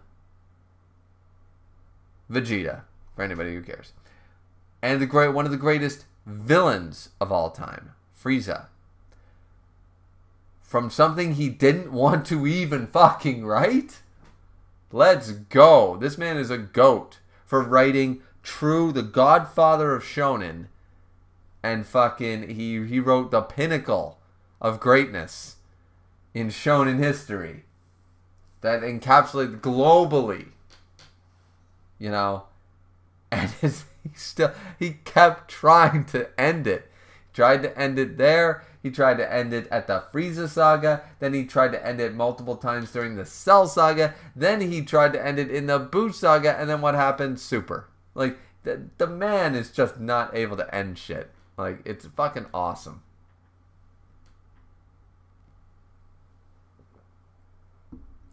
Prototype said the big three was a flash in the pan, once in a lifetime anomaly. It won't happen again. Maybe not in the sense that there'll be three, because you have to remember, we call it the big three era, but the reason it's called the big three era isn't just because of those three. You have to remember the other greatness that was going on at the time. Mashima was on fire. We had Toriko week to week alongside of Bleach and Naruto and One Piece. We had epic shit going down back then, okay? We had Toriko, Fairy Tail, Bleach. We had 7 to 8 things. I remember reading, like, Bleach, Food Wars, Toriko. Like, I remember reading a bunch of shit. Like there was you didn't have, I'll put it this way. When it was in the golden age, or the silver age, whatever you want to call it, when it was the big three era at its core, you didn't have enough time on your coffee break to read the manga chapters. You didn't. You had to read whatever chapters, and then you could on your coffee break. Then, on your lunch break, you tried to catch up, and sometimes, maybe, if a couple were on break, maybe you'd get to it. You know, maybe you'd finish. But generally, you weren't done reading manga chapters between coffee and lunch after, of course, you know, having your coffee and eating your lunch and not being rude, but you didn't have enough time to read this shit. And that's not because you're a slow reader, it's because there was so much to consume. When Thursday dropped, you had fucking like 8 chapters to go through every week. And they were all fantastic series. You know? So, I think we call it the big three. And we like to attribute it to them. And fair enough. You want to attribute it to Bleach, Naruto, and stuff. I still attribute it to Sailor Moon. My original big three was Sailor Moon, Pokemon, and Dragon Ball Z. They're the ones who made it global. They're the ones who brought that shit over to the West. That's just a fact.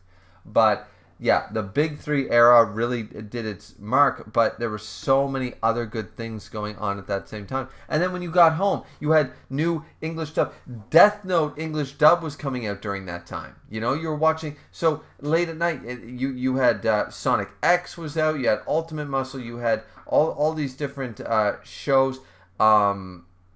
You know, the latest Digimon was there. Yu-Gi-Oh was still on fire. Like Yu-Gi-Oh, the final seasons, and then obviously it jumped over to Yu-Gi-Oh GX.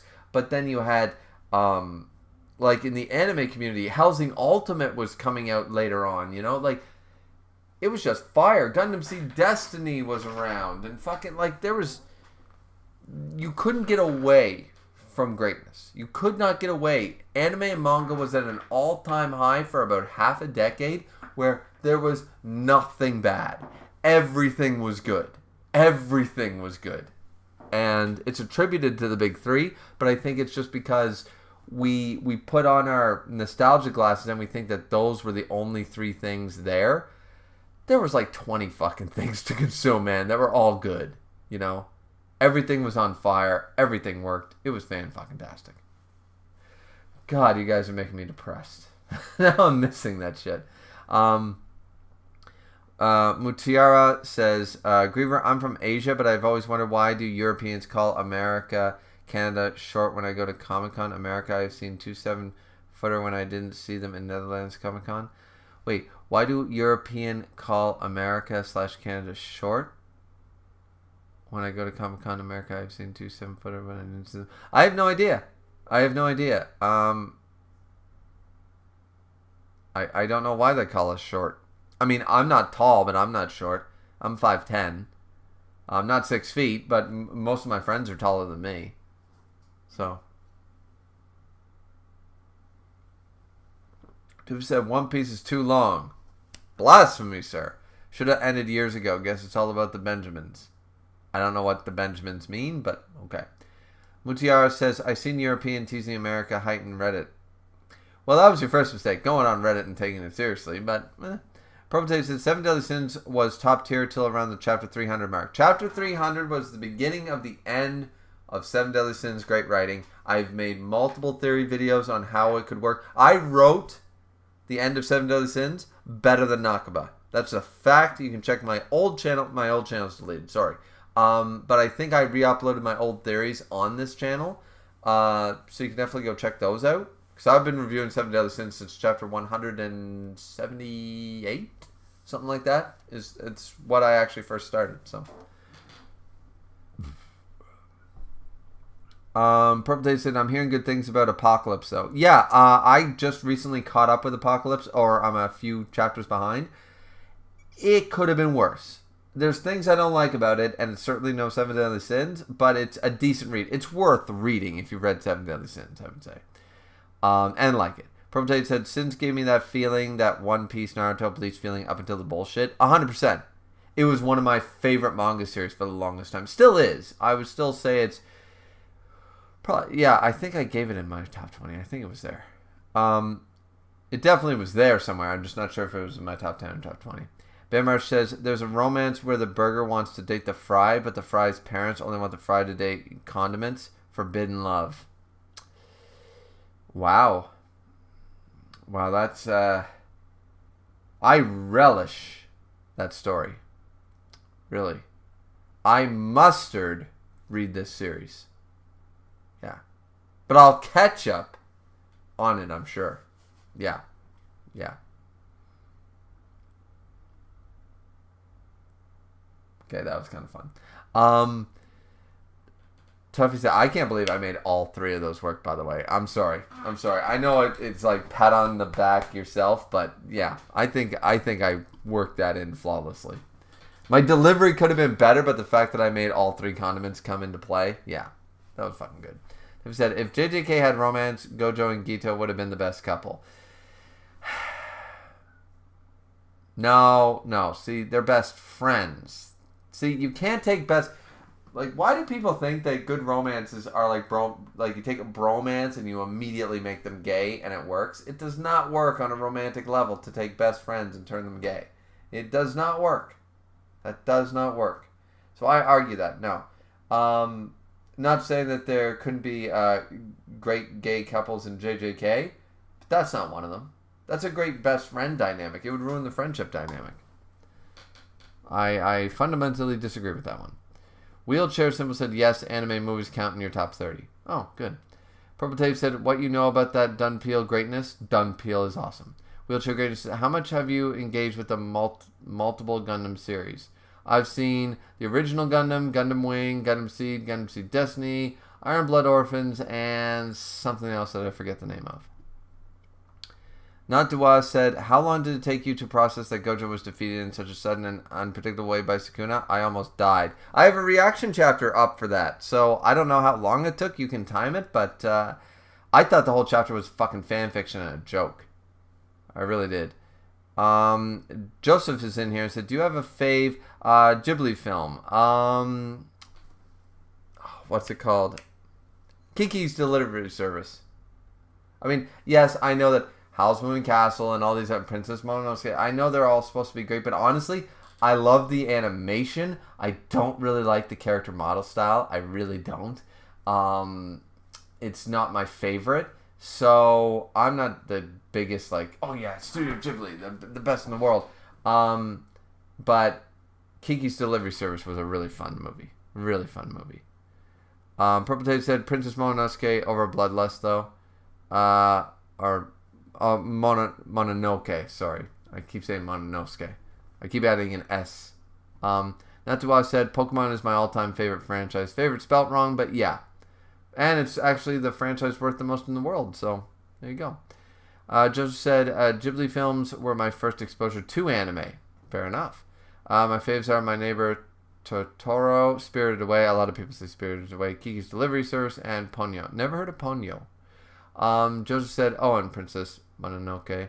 Not Dua said, I'm sorry if I confused by saying goodnight. I'm not American or English. I'm from Albania and I'm learning English. Oh, well, no, like, it actually brought up an interesting topic and you're doing very, very well. Even if you're using a translator, I'm not sure, but You're doing very well. I'm trying my hand at both Japanese and Spanish, and I fucking suck, man.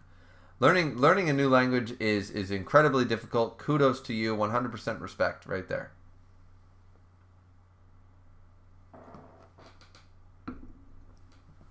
Don't worry about confusing me. Sometimes things are typos. Sometimes, like I put my foot in my mouth the other day. Someone wrote this huge comment on a Kengan video, and I went, all right, literally, man, it's late at night. I cannot fucking understand you. I'm sorry. I'm just going to assume you didn't like what went on, and that's it. And they're like, well, I'm autistic, so... And I'm like, okay, so I feel like kind of a dick for being like, I can't understand you. But at the same time, I'm like, listen, I wasn't, like, I don't think I actually said anything wrong. It's just like, no, all right, you're autistic, great. I still couldn't fucking understand what you were saying. I'm sorry, you know? I'm sorry I can't understand you, but if you want to attempt to clarify, my sorry is saying, hey, try to clarify, please, if you could, you know? Otherwise, like, because I'm sure, I don't care if you're autistic or not, or from Albania or what have you, I want you to be able to, I want to understand your opinion or what you're trying to say, so I can respond accordingly. That's all. I understand it's a language barrier, it's a communication barrier, but I want to break that barrier, and I want to hear you. You know, I want to listen, because if I don't listen, I can't appropriately give you a satisfactory response. You know, so yeah. So yeah, but once again, kudos to all the people. Like, I speak to so many people that English is their second language, and I'm like, God damn. Like, I just feel like such a bitch being over 30 years old, and I still, you know, I've been with my wife for over 10 years, and I still don't fucking know Spanish. Like, I should be fluent in that, you know, by now. Like, though I did finally get off my ass and get the app and, you know, paid all the money and shit, so I am working on it. And I've already actually, it does help. You got to do it every day, though, but it is helping. Joseph said, there's a character type for characters like Vegeta, Zoro, Han Solo. It's called the Lancer. Overly sarcastic productions make a video explaining it. I mean, yes, technically, but Vegeta is more of an anti-hero. See, Zoro and Han Solo are not anti-heroes. Vegeta's an anti-hero. Vegeta falls in with Shadow the Hedgehog sort of characters. I would argue that Vegeta is different than Zoro and Han Solo, though there are similarities. And the Lancer character, yes, I know the Lancer archetype. It is a thing, 100%. You're not wrong. And overly sarcastic productions is probably making a lot of great points. Not Dewaz said, how many chapters do you think Sanji will be able to endure fighting against the monstrous power of Saturn? Do you give it more than one chapter? Yeah, I give it 2. But we really don't know what Saturn's abilities are, because everyone was basing this in the fact that they thought Saba was this top tier fucking fighter.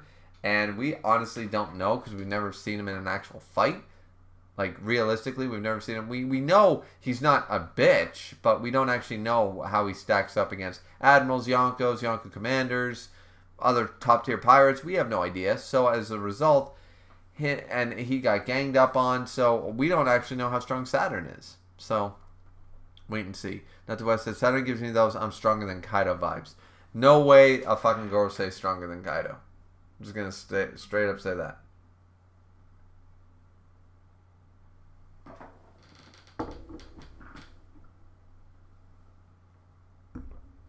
Damn it.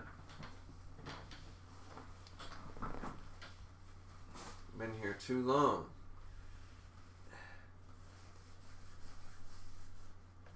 Damn shit.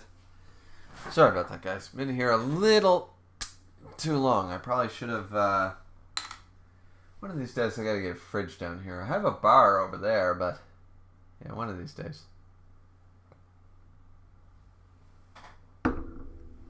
And we really got to try to get caught up with the chat here, so I can finally take a piss. Holy shit! I haven't had a piss in an hour and a half.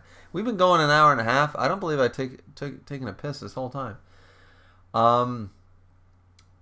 Yeah, Joseph said, "Is there a way for a series to still be good while having a big cast? Because my story has a really big cast, and I would like to know how to do it right." Here's what you do. If you have a big cast, do not try to give them all character arcs. Make three-dimensional completed characters who feel three-dimensional in real life within the big cast. Because if every character, if all your students of Class 1A feel like they need a moment to shine, you're going to be oversaturated and it's just going to fall flat. That's the long and short of it. Multi-era packaging said, yeah, I should probably have not used Reddit for my information. Fair point. But then again, sometimes Reddit comes out with stuff, so it's not, that was just it was more of a joke, but yeah. Multi-era said, I should probably see it with my own eye. 100%.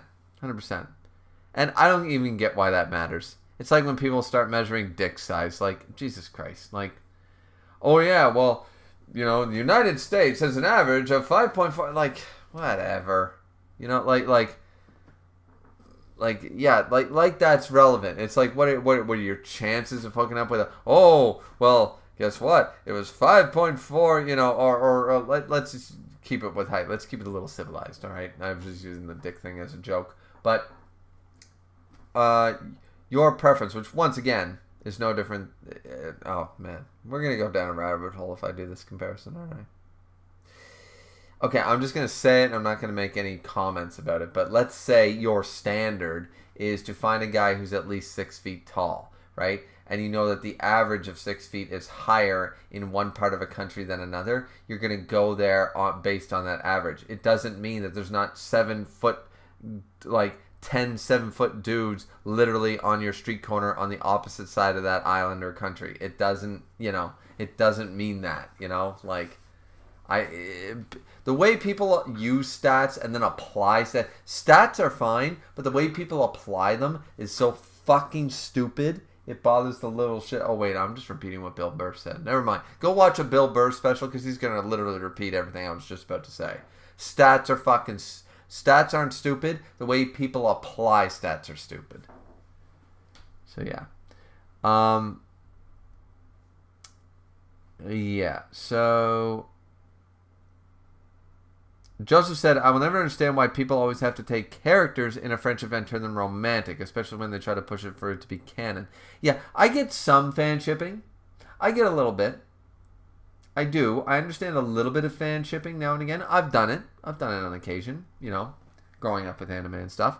But that being said, when you have characters based and their character development bases themselves in great respect, admiration, and friendship, loyalty and stuff like that, you almost are tarnishing or ruining it by trying to add a romantic element to it, in my opinion. Not Dewa said, I am not using a translator to communicate with you. Even more impressive. You have undying respect. I understand perfectly everything you say. Really? Because I speak fucking gibberish. And I am trying my best to make myself understood. You are doing a phenomenal job. You really are. 100%. It was just that good night thing. But once again, I could argue that your good night was actually a greeting like you intended. English is a really fucked up language. Let's just be realistic. So you have done nothing but a great job. So this is your second, fuck. Respect. 100%. Shout out to Not Dua. Because, goddamn. And I'm probably butchering the name too, so.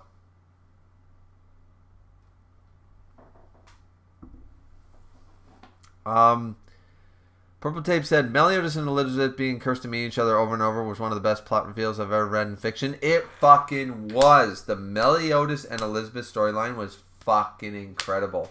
And the idea, oh my god, the pain, that's how you attribute pain. People think dying and stuff. No, do this shit. One Piece does this very well too, but Seven Deadly Sins knew exactly what every husband who's actually loyal to their wife would fucking feel. And just went, yeah. Because you wouldn't be able to help yourself. Even if you wanted to, even if you, here's the deal about that curse. Even if you tried to stay away, let's say Meliodas said, oh shit, well I have to avoid contact with people, blah, blah. Let's say the curse didn't force Elizabeth to meet Meliodas every single time and then die, right? How long could Meliodas stay away? You know what I mean? Not forever. A couple Elizabeths. 2 or 3. But then, he'd go find her. Because he couldn't. You know what I mean? without the knowledge, the knowing that your wife's out there, fucking the love of your life, and you're not going to her side. You know what I mean? It's a damned if you do, damned if you don't situation. It was so well written. I agree 100%. Joe said, "Are you going to stream the new chapter of Shimatsu when it comes out?" Yeah, I believe I streamed the latest chapter. Joe said, "I should also give them character development arcs, right?" I mean, yeah, but you should pick the character development arcs that you want to do. Keep your character developments to about if your main cast, not including villains and side characters, if your main cast, let's say for your main cast, you only give them basically 5 to 6 maximum for character arcs, and then your side characters you give about 3, and then your villains maybe 2 if you want to give them. So in total, don't ever go over a dozen. Don't try to make any shining moment. You can have shining moments for characters, but keep your other main cast in the background. 12 is at best, and that's the whole cast.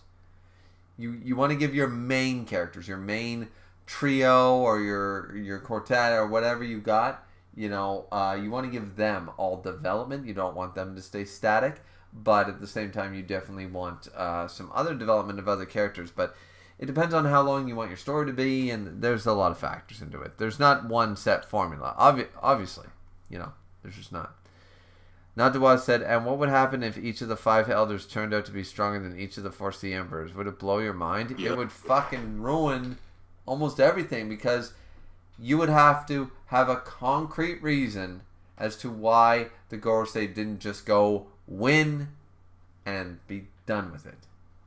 You'd have to, and I don't want some plot armor reason of, well, Joy Boy was out there, so we waited. I don't know.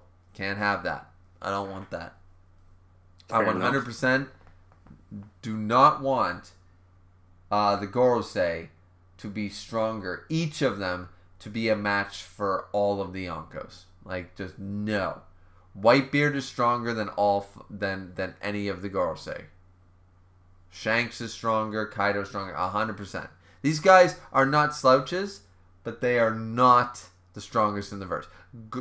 Goldie, Roger, Zebek, Whitebeard, Garp, they could all, Sengoku, they could take out these dudes 1v1s. 100%, without question.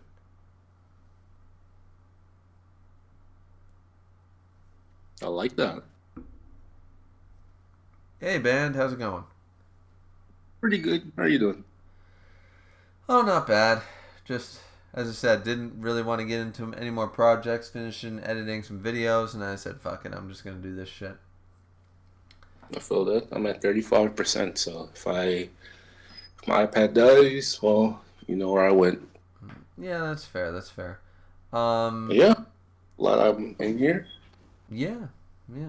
Just really quick, gonna finish catching up. We can talk about the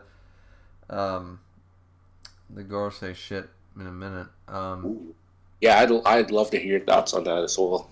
Yeah, so just said at least give them central moments to shine, because that flaw I've seen with series like DBZ focus too much on the main protagonist, leave all the other characters behind.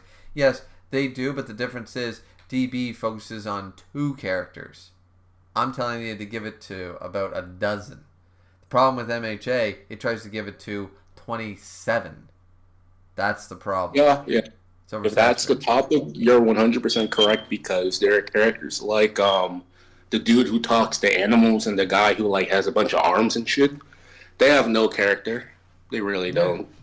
Yeah. I said it, and I will fucking die on this hill. The fucking My Hero Academy shit, it's a fucking elite school. They should have only had 10 to 12 characters in their fucking classroom. They made this whole thing where only 0.0.1% will be accepted. Why do we have a full 20 people classroom? Come on. And then you have Class 1B, which has... Yeah. Yeah. No, this is literally supposed to be the elite of the elite heroes. Yeah, they should have only had 10 people. 100%. And then 10 people, 10 to 12 classmates, you can actually give every character really good focus. Yeah, 100% you can. And not to go on a tangent, but it's high school, and some of these characters went to the same middle school. you could have given them like that. You can knock out two birds with one stone by having their backstory involve both of those characters because it's middle school and just a lot of lost potential. Yeah, I mean, you can easily combine backstories too, as you said. Like, for example, my rule of thumb has always been, honestly, maybe it's just because it's a good baseline, but it's I use either Kenshin or Inuyasha as my baseline. Sadly, I have not seen either of them. But, well, I'll put it to you this way, that most of the characters that get development are intertwined in some way. For example, the main character Inuyasha, one of the main antagonists who sometimes is on and off, sort of idea, is his older brother. So you intertwine Inuyasha with Sesshomaru's brother, right? So now you sort of, as you were saying, you're intertwining it, you get a 2v1. One of the main girls, one of the two main girls of the main cast, has a younger brother who's in there for the whole deal. You see what I mean? Like, yeah. And another one of the anti-heroes, are they a villain, are they an anti-hero, we don't know, is a former lover of Inuyasha. So everyone's sort of intertwined. So you can have a bigger cast and develop them all if you intertwine their backstories enough. If you don't try to do the One Piece thing. See, what I think is a problem with a lot of the mangas nowadays, what they try to do the One Piece thing where everyone is separate and find each other later, instead of trying to intertwine everyone with history beforehand. So, I get that. Yeah. That's just me. No, I definitely get that. Like, it's definitely okay to have multiple characters in a similar backstory. It saves time too, Yeah. And I'm not saying you have to do it that way. I'm not saying One Piece is wrong for doing it. I'm saying that it's very difficult because One Piece actually also is a little oversaturated right now. That's why people don't like Wano. Fully care. Yeah, there's. I mean, the one in my opinion, some people call an asset, but all those characters, like, there's over 1,000 characters, and if I'm being honest, I could probably only name about 100, 200 maybe, and even then, I don't care for them. They're just not really relevant. They're relevant, but not relevant. I can easily name half the One Piece characters, but I will say that I don't think Wano did a bad job considering that Oda wrote himself into this corner. I mean, it is a problem and stuff, but I think he did the best with what he had to work with. But the problem is that so many people wanted every character to have their moment to shine, and Wano was the immediate showcase of that you literally can't do that. There's too many characters. You can't have them all shine at once. Otherwise, it's just a mess. Well, that does bring a bit of like a fear for me because when I imagine the final war or whatever, because it's going to be a war when the One Piece is found. I hope I know he's already kind of rushing now, but I really hope he takes his time with that final war because I feel like I remember there was that interview that people always talk about how he's like, oh, this next war will make Marineford look like a playground, but like. That war, in my opinion, was clearly not Wano. I'm hoping it's the final war, whatever happens there. No, he meant the final war, 100%. And I hope so. That being said, we put a lot of hype and we put a lot of stock into Marineford, but I was checking it out again. I haven't reread it completely, but I was checking out certain things, and I realized, a lot of characters there, if you actually mark them down, did not get their opportunity to shine either. We put Marineford on a pedestal of greatness, but I'm curious to what these Wano haters would think if I went to you and said, okay, so your cast, what happened? What happened in Wano that was so bad? Oh, Sanji didn't get his, or Marco was this, or Queen or Jack was that. And all right, I hear you. You know what it is? Look, you know what it is, Griever? Not to cut you off, but the difference in my eyes between Wano and Marineford is that in Wano, you have the main cast involved in an actual war. Whereas in Marineford, you could accept that only our main character, our main protagonist is there, and all of these named quote-unquote high-tier characters are battling it out. So you're not really focused on who's getting shine because you don't even know these characters yet. You don't. Okay. Your Sanji isn't. Your Zoro isn't there. Fair but enough. in fair Wano, enough. But I would argue that many people complain that outside of the Straw Hats didn't get their due. Like a lot of characters in Wano outside of the Straw Hats did not get their due. And my argument to that would be, well, we never saw, realistically, we never saw Mihawk, Vista, Dofi, Gecko, Boa, Garp, Sengoku. We saw fuck all go all out. We didn't see shit. Alright? The only actual character that I can completely say 100% that we saw the full might of his power at the time was Whitebeard. I didn't see Crocodile go all out.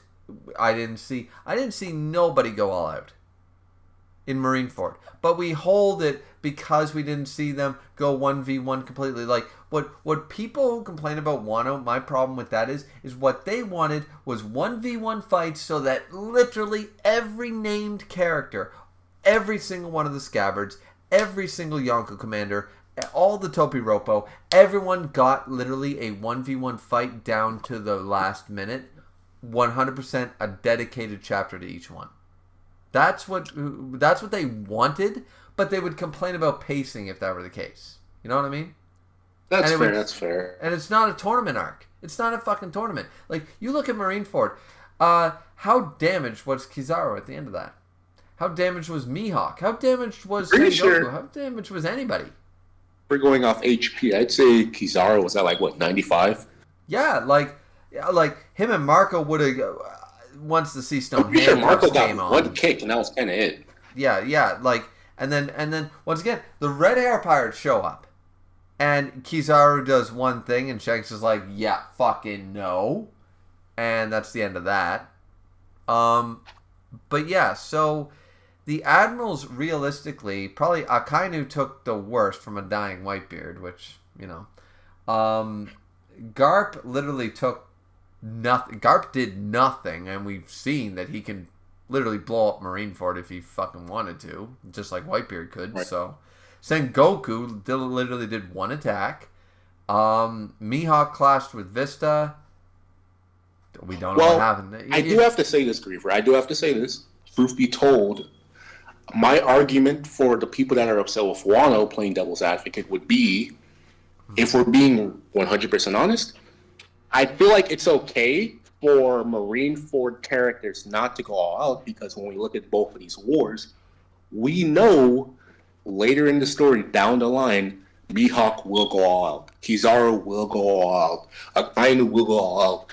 But the Scabbards, that was their own section. That was Wano was their time to shine.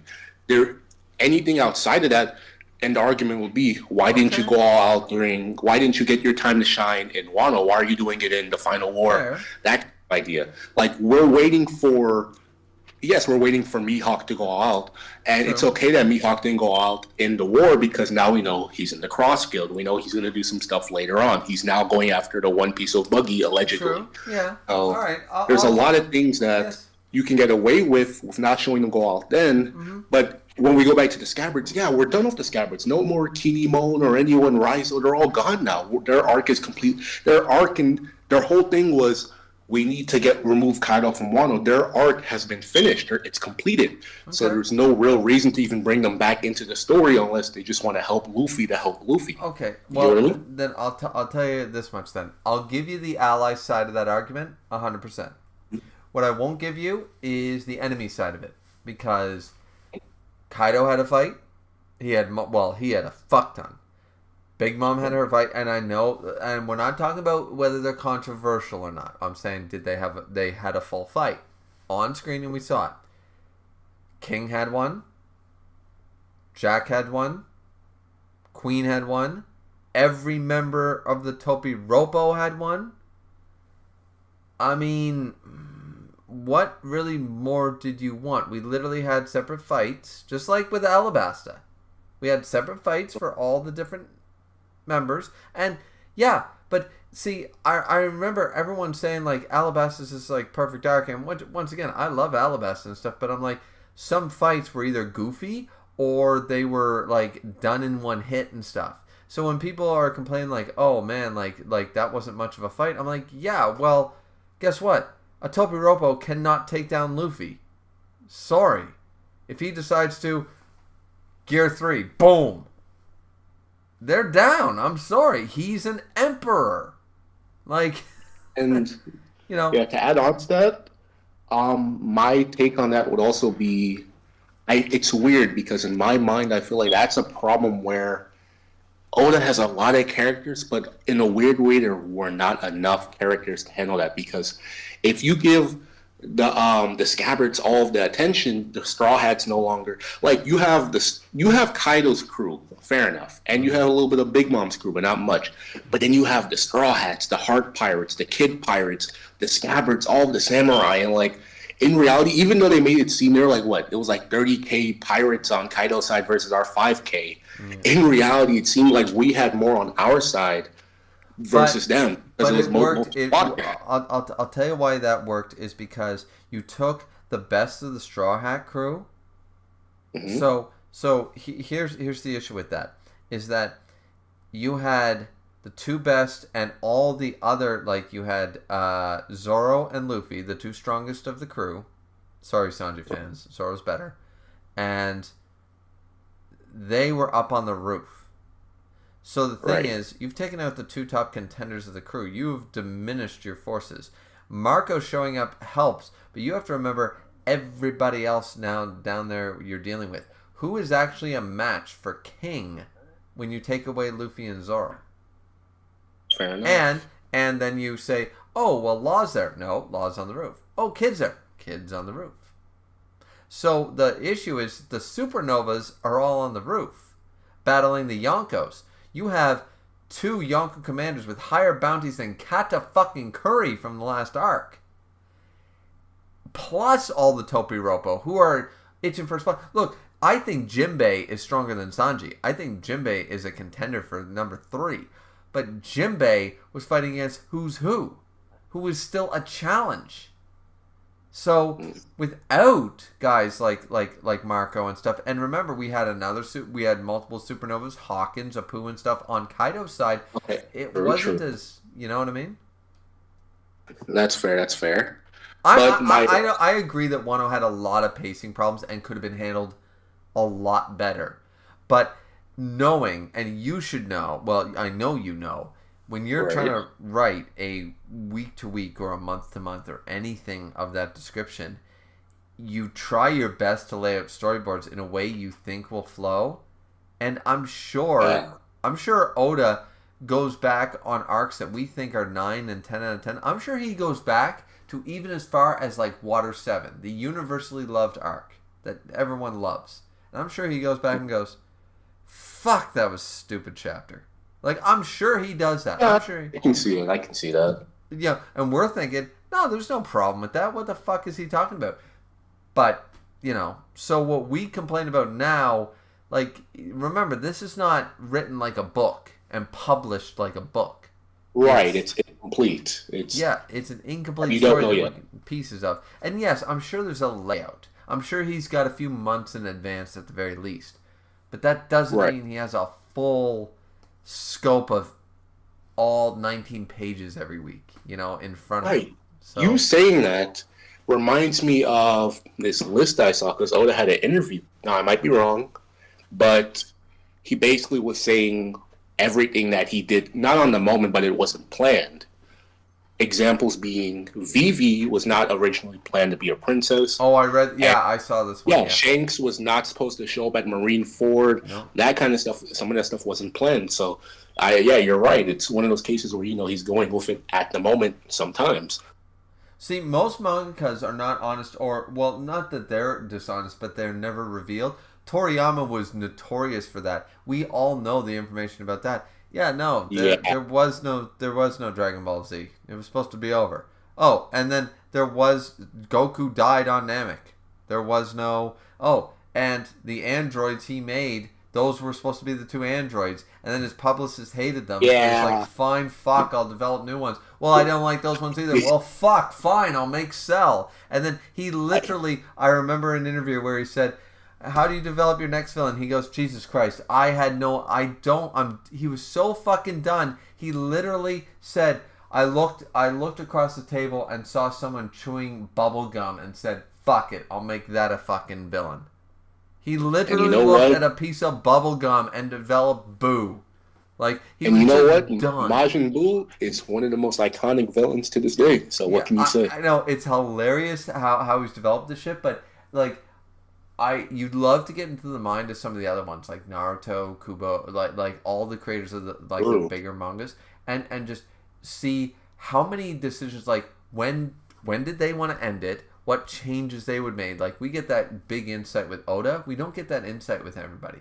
You know? Like, I'd be curious to ask Kubo, like, not the ending shit. That's boring. But I'd be like, alright, so what was your plan with was there any changes, like the Fullbringer arc and stuff like that? Or, like, fake Katakura, like, was there things you wanted to do? You go, yeah, you know what? Like, I'd love to hear, you know what?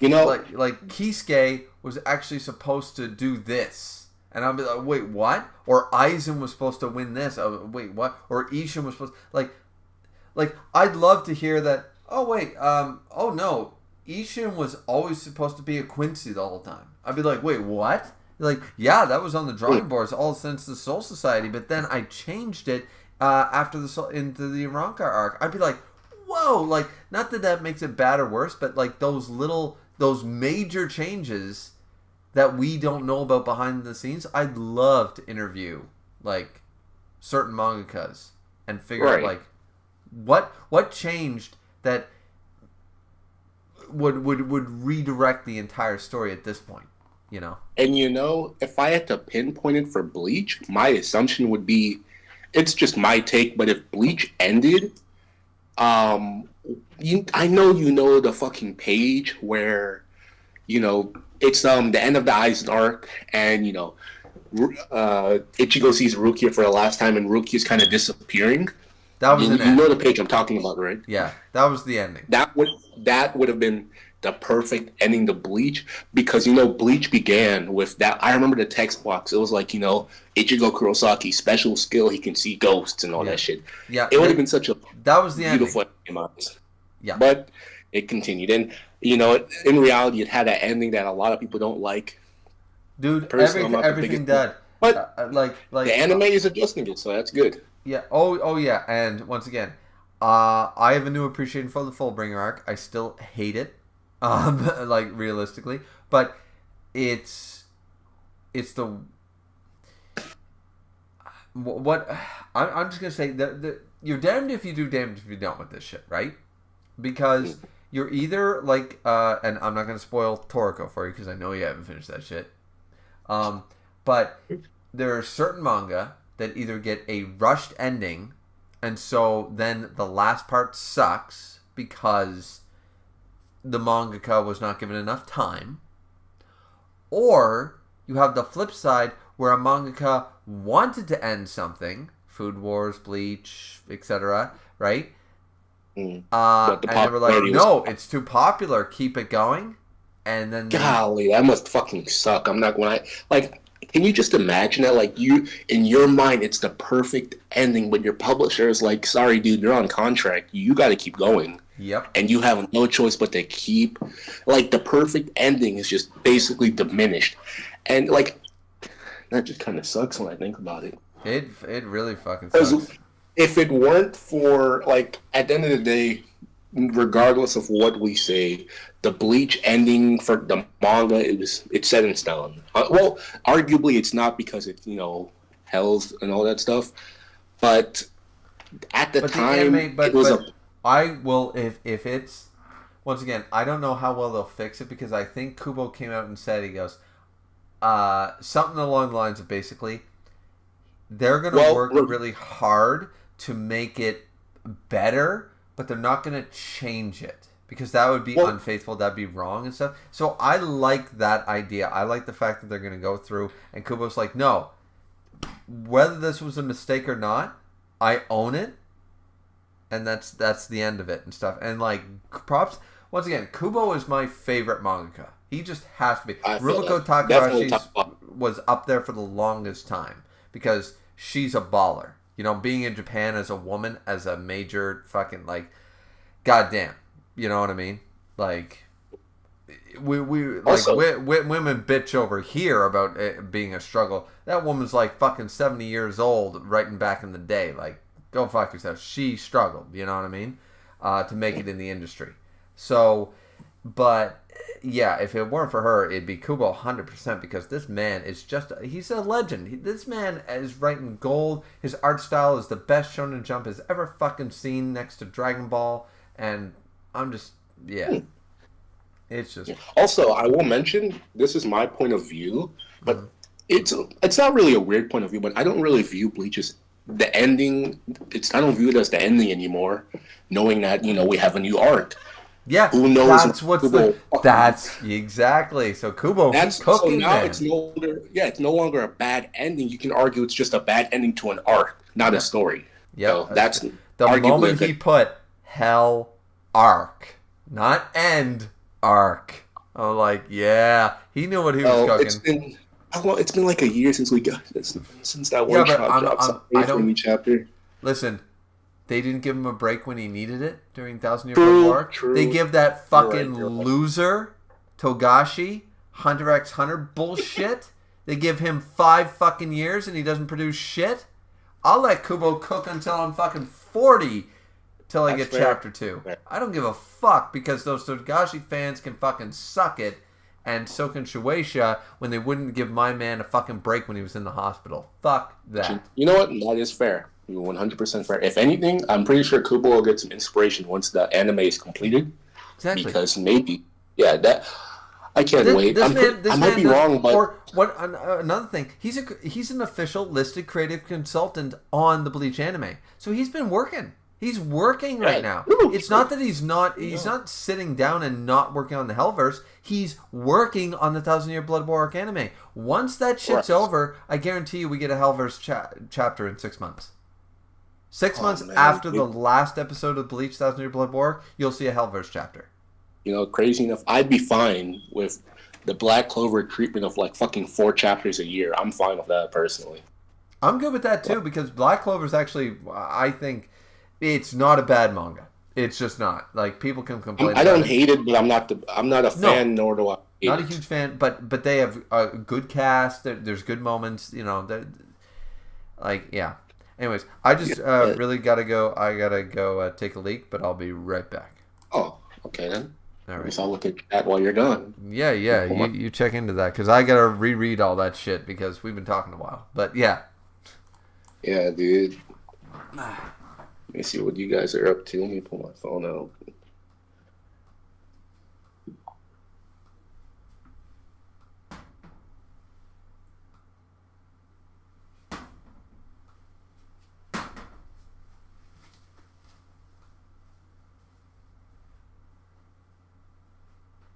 Oh, okay, let me see.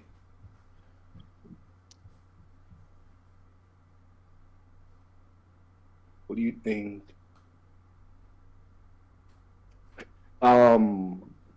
Personally, I believe that Big Mom, not even in her prime, I'm pretty sure Big Mom right now can mid-diff any of the admirals, honestly. I highly believe that.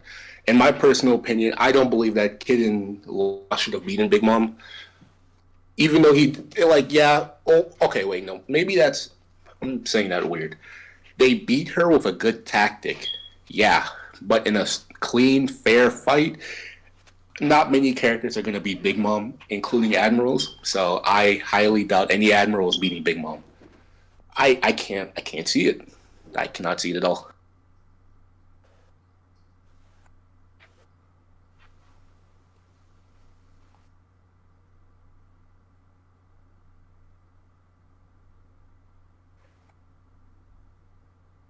And when he said Wano haters, I'm going to assume he meant storytelling.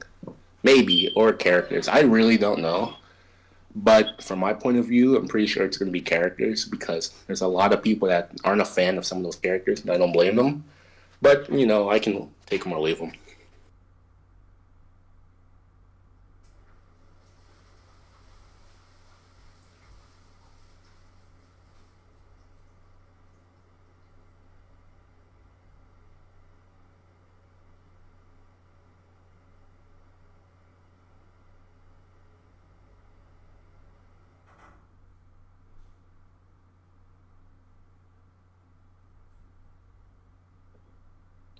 Joseph, not anyone can join VC. Only people that have the mod role.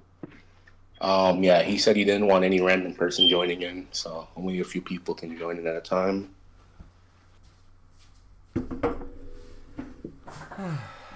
All right, I'm back. Oh, welcome back. I did want to say dude, one reason I can't wait for another Hell chapter from Bleach is because do you remember the fucking hype of the community that everyone had? Dude, just getting new lieutenants and these new characters doing their thing. Oh my! I just remember that was so.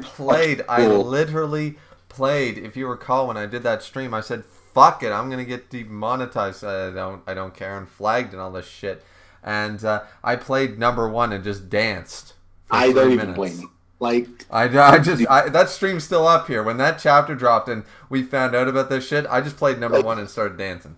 A lot of people love to discredit Bleach and be like, "Oh, it's not part of the big three." And honestly, to those people, it's not part of. Literally, it's called the big three. What are you counting? It's just a bunch of people. You know what they do? They take out Bleach and they always put fucking Dragon Ball. And I'm like, that's not how it works. Yeah, no. For one thing, Dragon Ball, like the perfect image is that meme image where it's the Naruto image, but instead of Kakashi, it's Goku. Right. And it's Goku and Naruto. Goku's older guys. Goku's the original. We get it, and that's fine. Dragon Ball's goated. But One Piece is not the same era as Dragon Ball. Dragon Ball was out in the 80s. It's old. It's a decade older. Dude. It's not part of it. Sorry. And I don't get why they discredit Bleach so much. It's really fucking good. Considering it's better than Naruto, I don't fucking get it.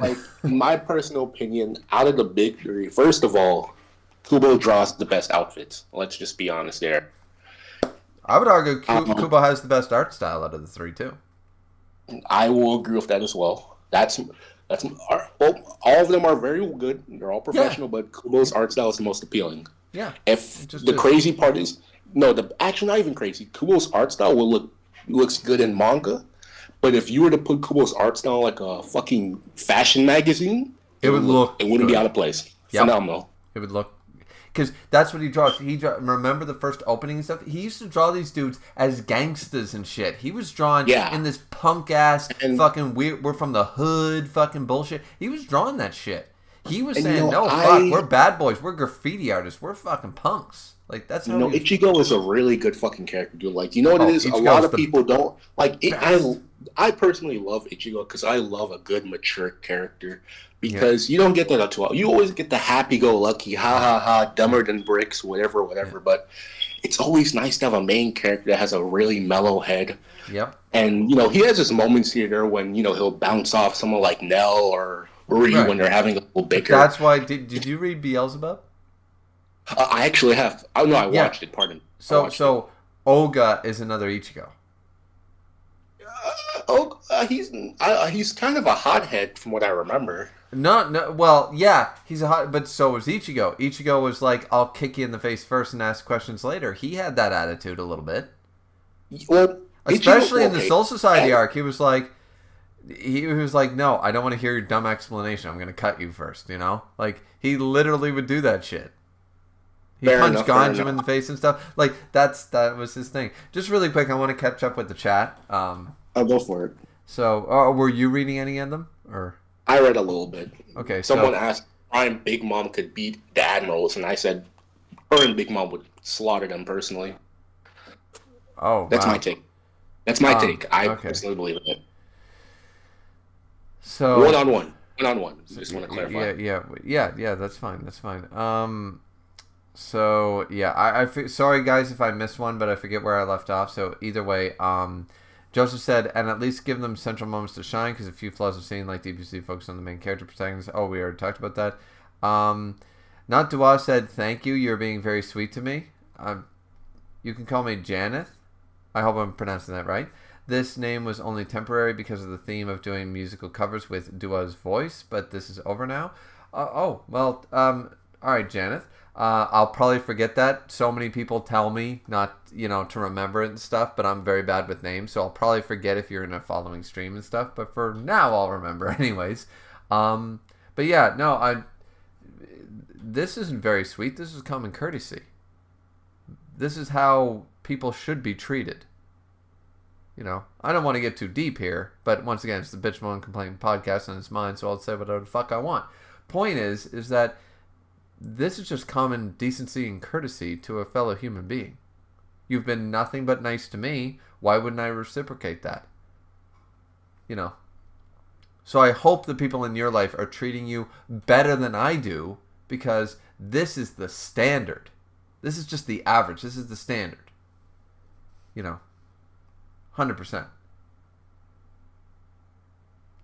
So I do hope for that. That sorry, man, about that, but that shit just pisses me the fuck off. Like, I can't. Wait, elaborate a bit. Oh, I just can't stand. Maybe this is triggering me, and I pet peeve. Which, all right. So ironically, the pet peeve is a pet peeve of mine. I hate that fucking word. I hate pet peeve. It's fucking stupid. Yeah, it is stupid. And so another one of mine is, I'm triggered, man. Yeah, no, you're not fucking triggered. You're not fucking holding a gun. Shut the fuck up. So I hate both of those terms, but I just used both of them, so now I'm mad at myself. But why do you hate pet peeve? That word. What's that? Why do you hate pet peeve? I don't know. Something about the word. I just don't like it. Pet peeve. Like, oh, I'm peeved. No. Tell me you're irritated. Tell me you're annoyed. Tell me you're frustrated. Tell me you're pissed off. Don't say, well, it's a pet peeve of mine. No. Fuck off. I got to remember not to use that word around you then. No, I don't mind it if it's used occasionally or something. It doesn't like, oh my God, I hate you if you use it. It's like when people say, no word of a lie. That's a common saying, no word of a lie. No, I assumed the moment you were going to open your mouth, you're going to lie to me. Like, it's a stupid fucking thing to say. But people say it, and I'm just like, yeah, okay, whatever.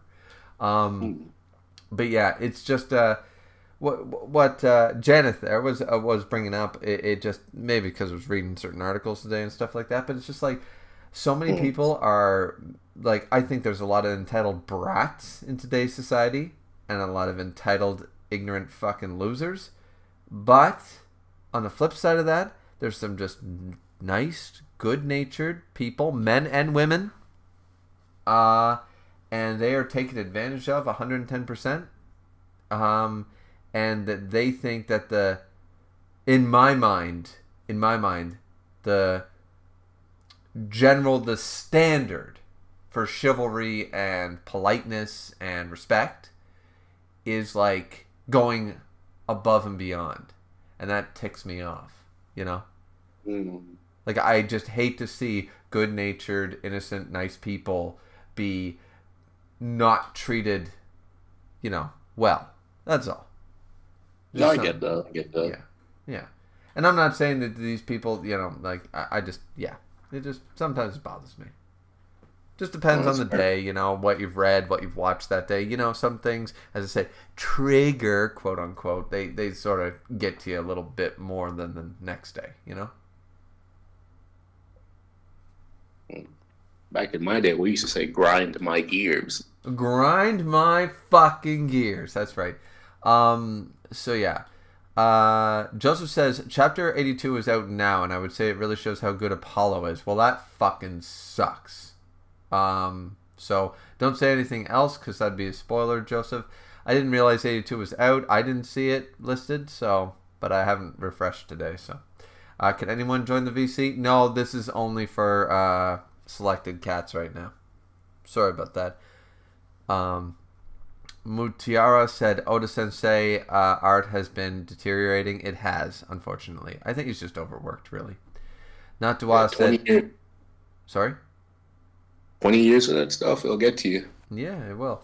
Janeth, says, I honestly believe that Whitebeard and Kaido are the pinnacle of power in the world of pirates. That's a fair statement. I would say that's a fair statement. Truth is, I also think it'd be illogical for 5 elders to defeat both of them one-on-one. Yeah, no. If they could have, they would have. But they fucking didn't. So, you know. The truth is that it doesn't make much sense. I mean, what do you think? Do you think Big Mom in her prime would be able to defeat any of the admirals? Yeah. Or could any of them defeat her? If they teamed up, 1v1, an admiral is never beating a Yonko as far as I'm concerned. Not the Yonkos we've seen. The current Yonkos, 100%. Can Akainu beat Buggy and fucking Blackbeard? Yeah. But could Kizaru... Could any of the admirals have defeated Whitebeard in his prime? No. Could they have defeated Kaido? No. Big Mom? No. That's the point. People forget the original. When we first learned about the 4 goddamn Emperors of the Sea, we know this, people. We learned this. Garp, the man who was around, literally the dude who's the strongest Marine in history, stood there and explained it. Said, there are 4 pirates that are so fucking good that we, the world government, with all our admirals and all our Gorosei and all our bullshit, had to team up with 7 other badass pirates just to keep a balance. Because if not, if the 7 warlords of the sea were out of the equation, the Yonko are stronger than the world government. If you want to put a number on it, the Yonko are 50. The world government was less than 50. To make up the 50-point difference to keep it an even match, they added 7 warlords, including the dude who can fight even with a Yonko. So if you needed... They didn't just draft Mihawk. They had to draft 6 other badasses. I'm just going to straight up say that the original, when we first, in pre-time skip, each Yonko crew could take down Marineford if they had wanted to. Hell, Tekking, Roger, all the major One Piece players have literally made videos on this where Big Mom and Kaido do better against Marineford. The big factor being that Whitebeard is dying. It wasn't the Whitebeard Pirates thing. It was the trickery with Squardo, but it was also Whitebeard fucking dying and having a heart attack. I've seen that. Yeah, so at the very end of the day, and I believe it was Tekken brought this up, had Whitebeard not been sick, had this been like 5 years before, because we don't know when Whitebeard got sick, but had this been earlier on, Whitebeard might have won that. You know, okay, not to interrupt, but I actually have a question for you that brought up an interesting idea. Shoot. I want your take, right? Mm-hmm. We're talking Yonkos and Marineford, right? Mm-hmm. Now, technically, Luffy is a Yonko now. Let's switch it up a bit. Let's say it's the second in command, Zoro, got captured. How do you feel Luffy and his, 5,400, his... What is it called? His fleet. His Grand Fleet. With doing his Grand Fleet would do a Marineford. Since it's Yonko, we can go ahead and say Gear 5th, and everyone has their current power. Are we talking the Marineford like current? Or no. We're gonna old Marineford. We're gonna be weird with it. We're gonna go old Marineford against current Straw Hat Grand Fleet. How do you feel about that? Straw Hats lose. Really? Yeah, because you just said Zoro got captured, for one thing. Yeah. Once again, that doesn't actually make or break it. Because what you're telling me is, because the Grand Fleet, unlike the Whitebeard pirates, the Grand Fleet doesn't have a whole lot of heavy hitters, realistically. They have a couple, but nothing great. And now you're sending... And remember, unlike the Whitebeard crew, which has a fuck ton. Remember, that was 46 fleets with really strong Whitey Bay and all these other characters. The commanders were all fucking really strong.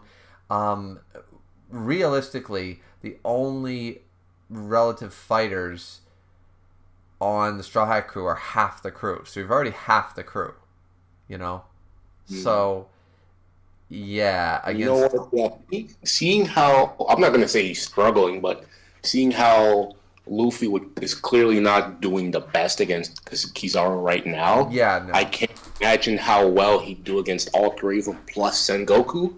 Yeah, without another... Yeah, no, there's Garp, Sengoku there, who are still the strongest. And then you have Akainu, Aokiji, and Kizaru. Yeah, no. Now, but granted... At the same time...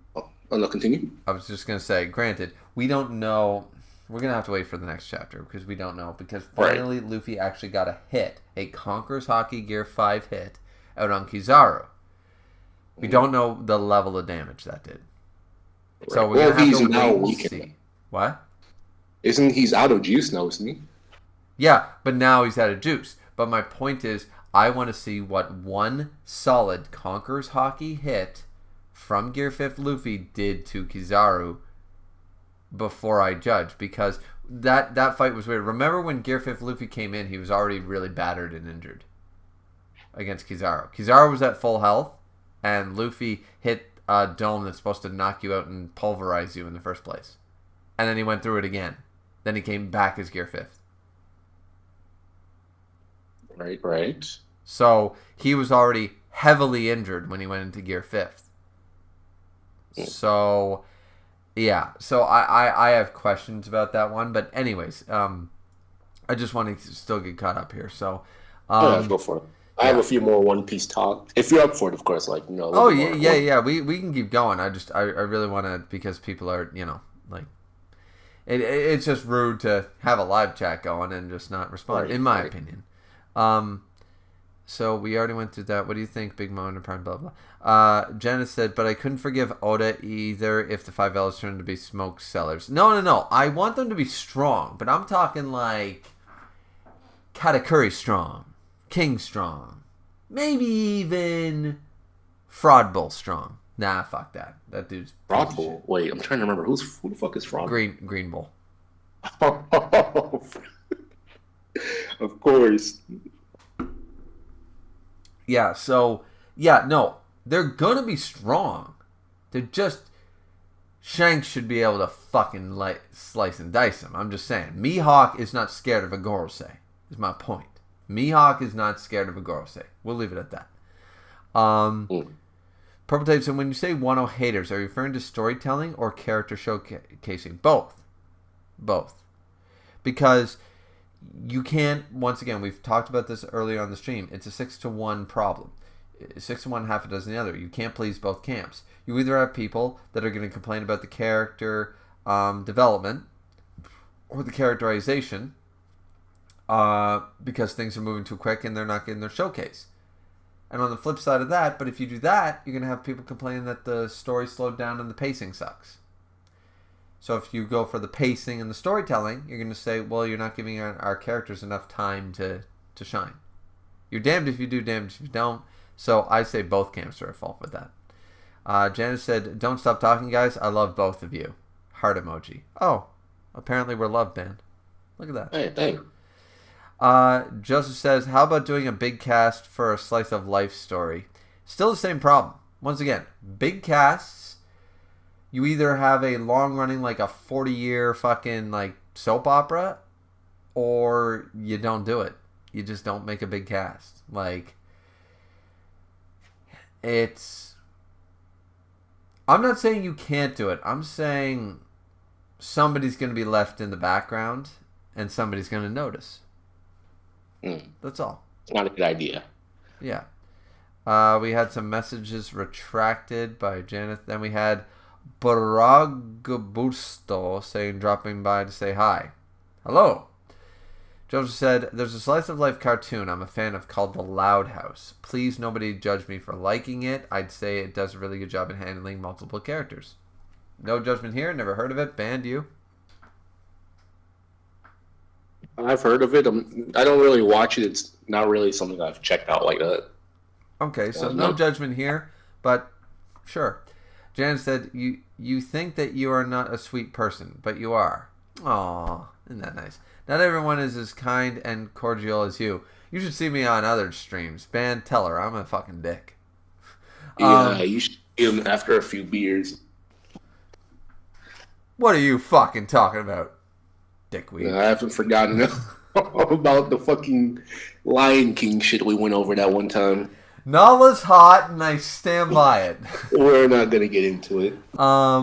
Anyways, many people have turned their backs on me and do not want to share their opinions with me. Yeah, there's another thing that she's bringing up that's true, is that some people will just go, nope, I'm not even gonna say my opinion because you're gonna shoot down. Like they have that, you know what I mean? That air of, I'm not even going to bother to listen to your opinion. You know what I mean? That shit sucks. That happens in like a really toxic community where you're like, when you're in a place where it's so fucking, it's kind of like people are just so rude. You say to yourself, I'd rather not, because knowing them, they'd probably make fun of me. Blah blah blah blah blah kind of idea. 100%, because it's The weirdest, best example. Sorry to cut you off, but the weirdest example that I have, mm-hmm. I remember back in, what was it, 2014? It was the fucking Naruto community, right? Where for some reason it was so obvious. Everyone was talking about Obito when he still had the mask on. Like, who is he? Everyone's like, Toby is Obito, blah blah blah, and everyone's like, shut the fuck up! It's not fucking Obito. And whenever you tried to give any type of idea, like 20 people would be like, he's not fucking Obito, and just attack you. And so people just stopped talking about it. But looking back, it was so fucking obvious. Oh, I know. And I mean, you've been around this channel long enough. You know I've called shit. I can't think of any examples, but like that. I've called shit in the past that I would say, not just the week before, but like months in advance. I'd be like, that's the power. That's what's happening. And be like, boom, I'm fucking right. And yeah, because you know I've had those reaction chapters or something. I'm like, pat myself on the back for being fucking correct, so all you guys can go fuck yourselves. It said me I was wrong, you know. So I've done that many times too. But yeah, but you can have fun with that. Like, you don't need to be a bitch about it. You don't gotta be a fucking prick. You know what I mean? Like, right. Like as you were saying, like the Naruto community, like just being toxic, as you said, surrounding yourself with a toxic community, toxic people. And unfortunately right now, this is another example of the benefits of the internet. The internet is great for a lot of reasons, you know? Like none of us would be talking right now, you know? Right. You meet great people. But the flip side, you got these toxic ass communities. There's just one example of a problem. With any great invention, there's pros and cons. And here's a con of it. What you're experiencing right now, Janeth, is a con of, well, people in general, but the internet in general. Is that you're going to run into these toxic people who don't want to listen, who want to be, la la la la la la la, I'm not listening to you. You know, they want to be that. And you can try to, I engage with those people for fucking a decade, and sometimes I still slip up. I told you guys at the beginning of the stream, I rejoined a Discord recently, and I fucking messed up. I don't know how I messed up, but I messed up. And about, before it even got heated, I said, you know what? I'm just not going to, I thought about typing something, like just being like, listen, I'm not going to engage with you. I'm just not. And I thought that would be the respectable response. But then I realized, you know what? No, I'm not even going to type anything. I'm just literally going to leave it. I'm going to let them have the last word and them just, you know, I'm leaving it. I'm done. I do not have time for this. I have a stream to do with all you lovely folk, you know? So, yeah. So things like that, you know? So, yeah, so it's been difficult. Let's see. You think you're not a sweet person, but you are. Once again, thank you very much. And I'm not saying I'm not a sweet person. Of course, I'm fucking adorable. Look at me. I'm cute. But, yeah, I just mean in general that, like, yeah, everyone, if people aren't talking to you the way I do as a common courtesy, then they're, in my opinion, they're rude fucking people. I don't know. Maybe it's the Canadian in me. I don't fucking know. But, not everyone is kind of as cordial as you. Many people have turned their backs on me and do not want to share their opinions with me. Once again, we talked about that. Also continues and says, just because it is difficult for me to make myself understood. Meanwhile, she's fucking speaking better English than you or I, band. For fuck's sake, this is her second language and she's doing better than we do. Fuck. Like, what fucking morons have been hurting this person? You know what I mean? Stupid. Oh, you're right. I'm talking about people with communities like the one you have. See? Perfect full sentence, even a period. I love her. I love her to death right now. She used a fucking period, not like you've ever used one in your fucking life, man. So, yeah, I've used a couple in my day. A couple in your day, yeah. So you have your grammar down. All right, I'll tell you right now, Janet. Anybody who has ever fucking told you like has not responded to you because you don't think you speak better English than they do. I guarantee you of that. Because you are one of the best speaking English people I've ever had on this fucking channel. That's a fact.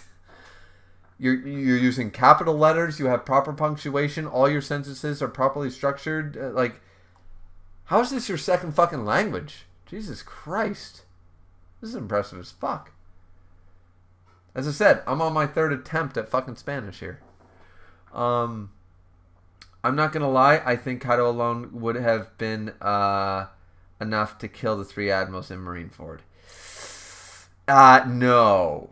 I will draw the line there. Band, you want to get in on this? Because I think that the 3 admirals together, like just we're not talking the rest from Marineford, but the 3 at full strength versus Kaido, I think they take Kaido down.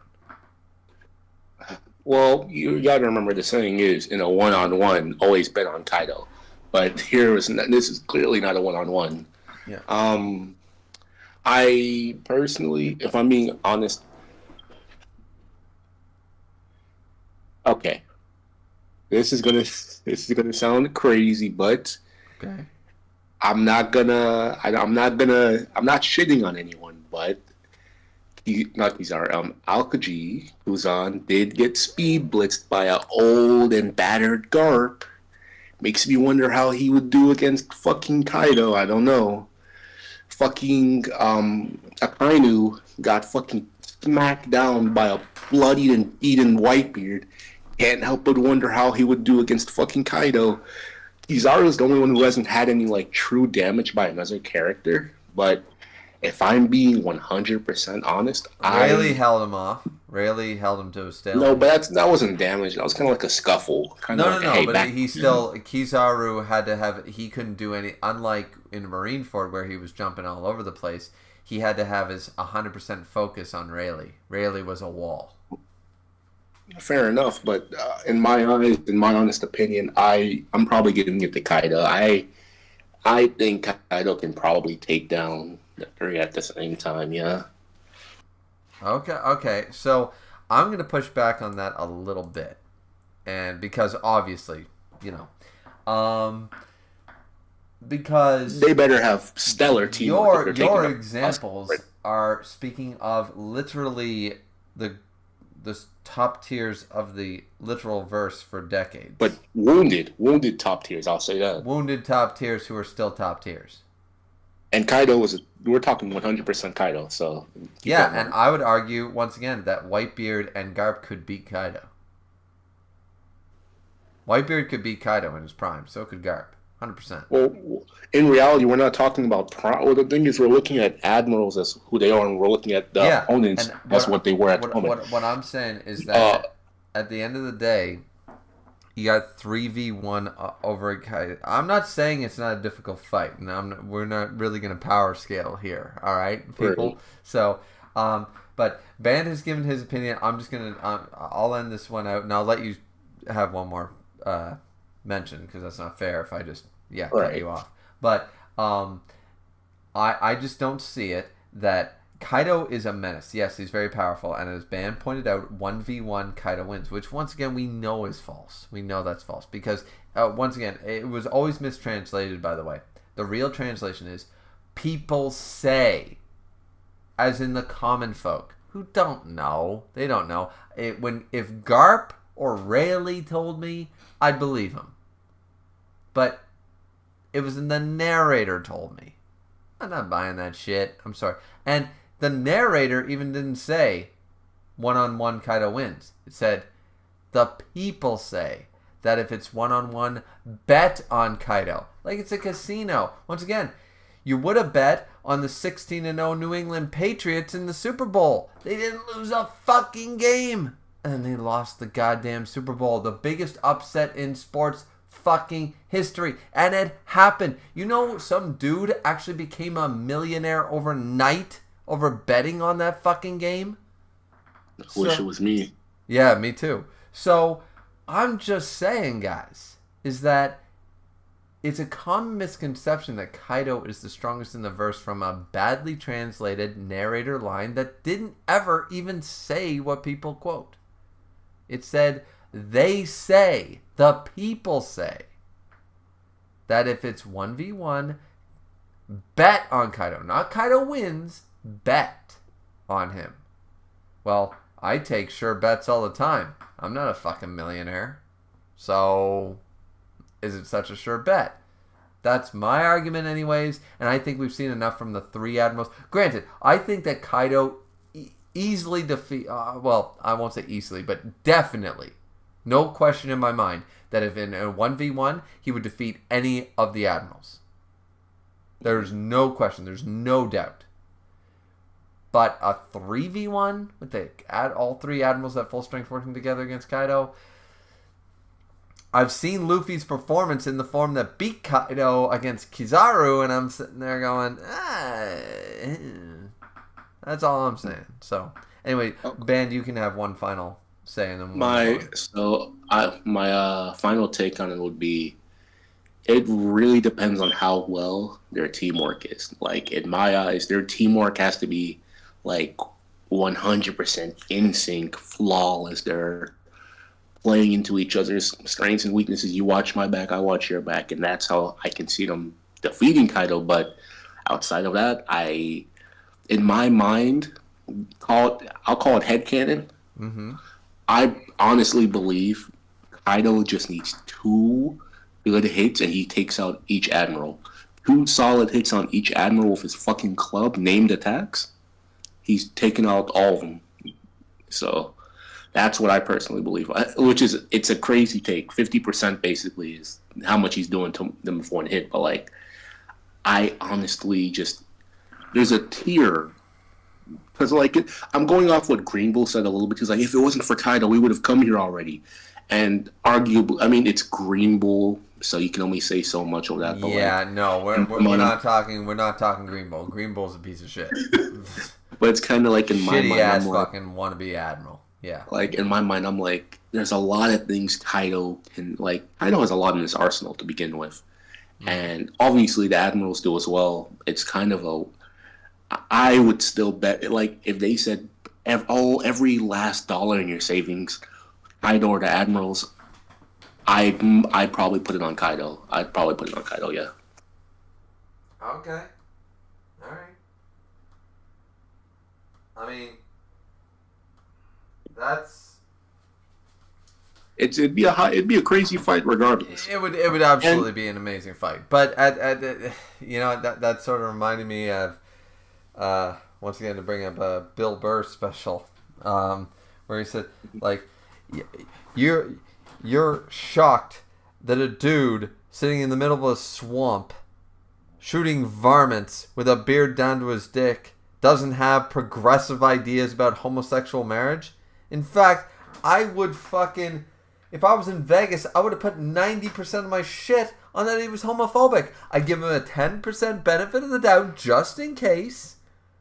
But I'm putting 90% of my shit on the idea that he would be a homophobe, you know? Like, I am not shocked by this information, you know? So, the same idea applies here, is that, like, what you're saying is, like, if you had to put all of your shit in Vegas on Kaido versus 3 Admirals, the 3 best Admirals, by the way, right? You would put your shit on Kaido. I'm not gonna lie, I'd probably start hesitating last minute, because when you say put all of your money in, like, that's when you really start to second guess. You're like, oh, but what if the Admiral's I don't know. But I think last straw, I'd probably bet on Kaido.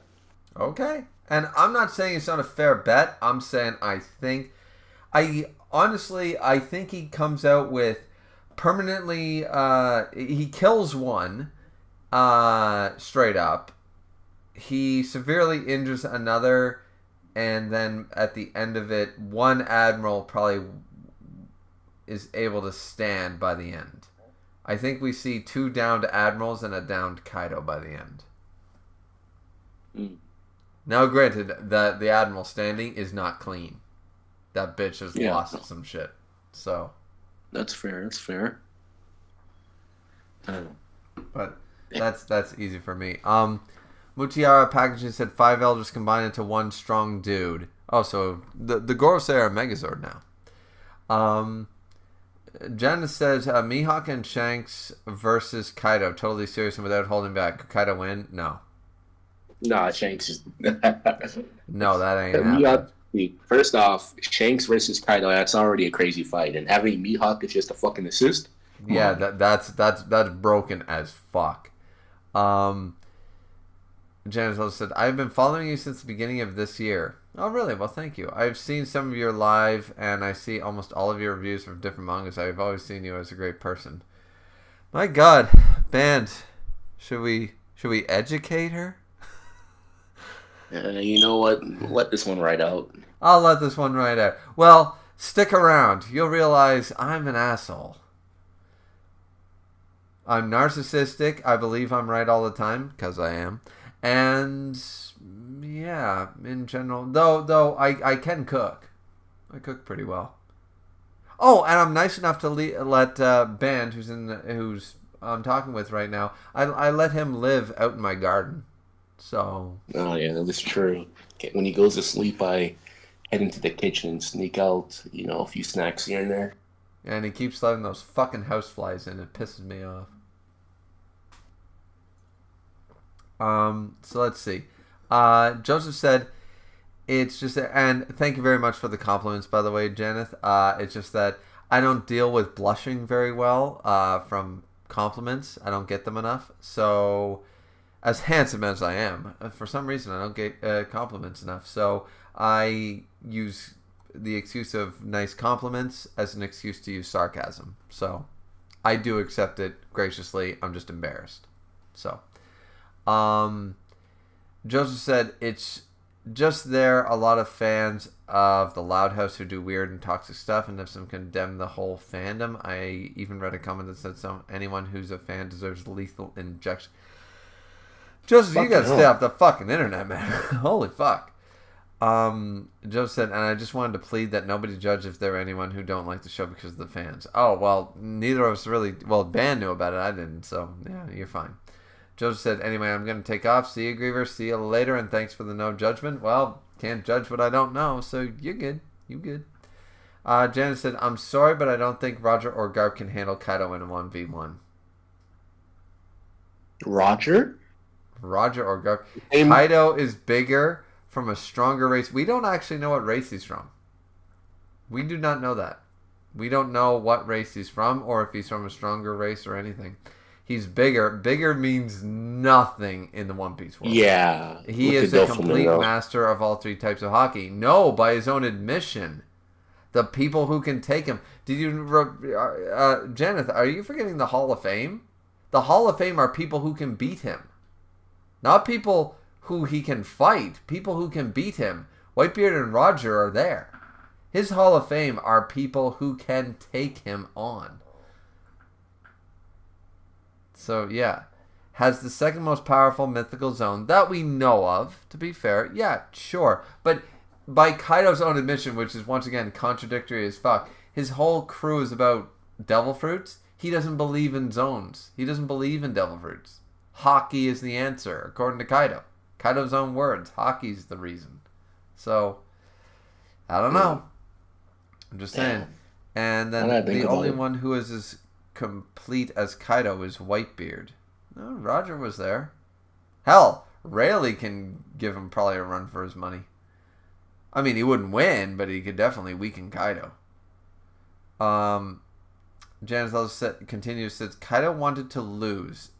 And I hate this idea. I fucking hate. Kaido's trying to kill himself. No, he's fucking bored.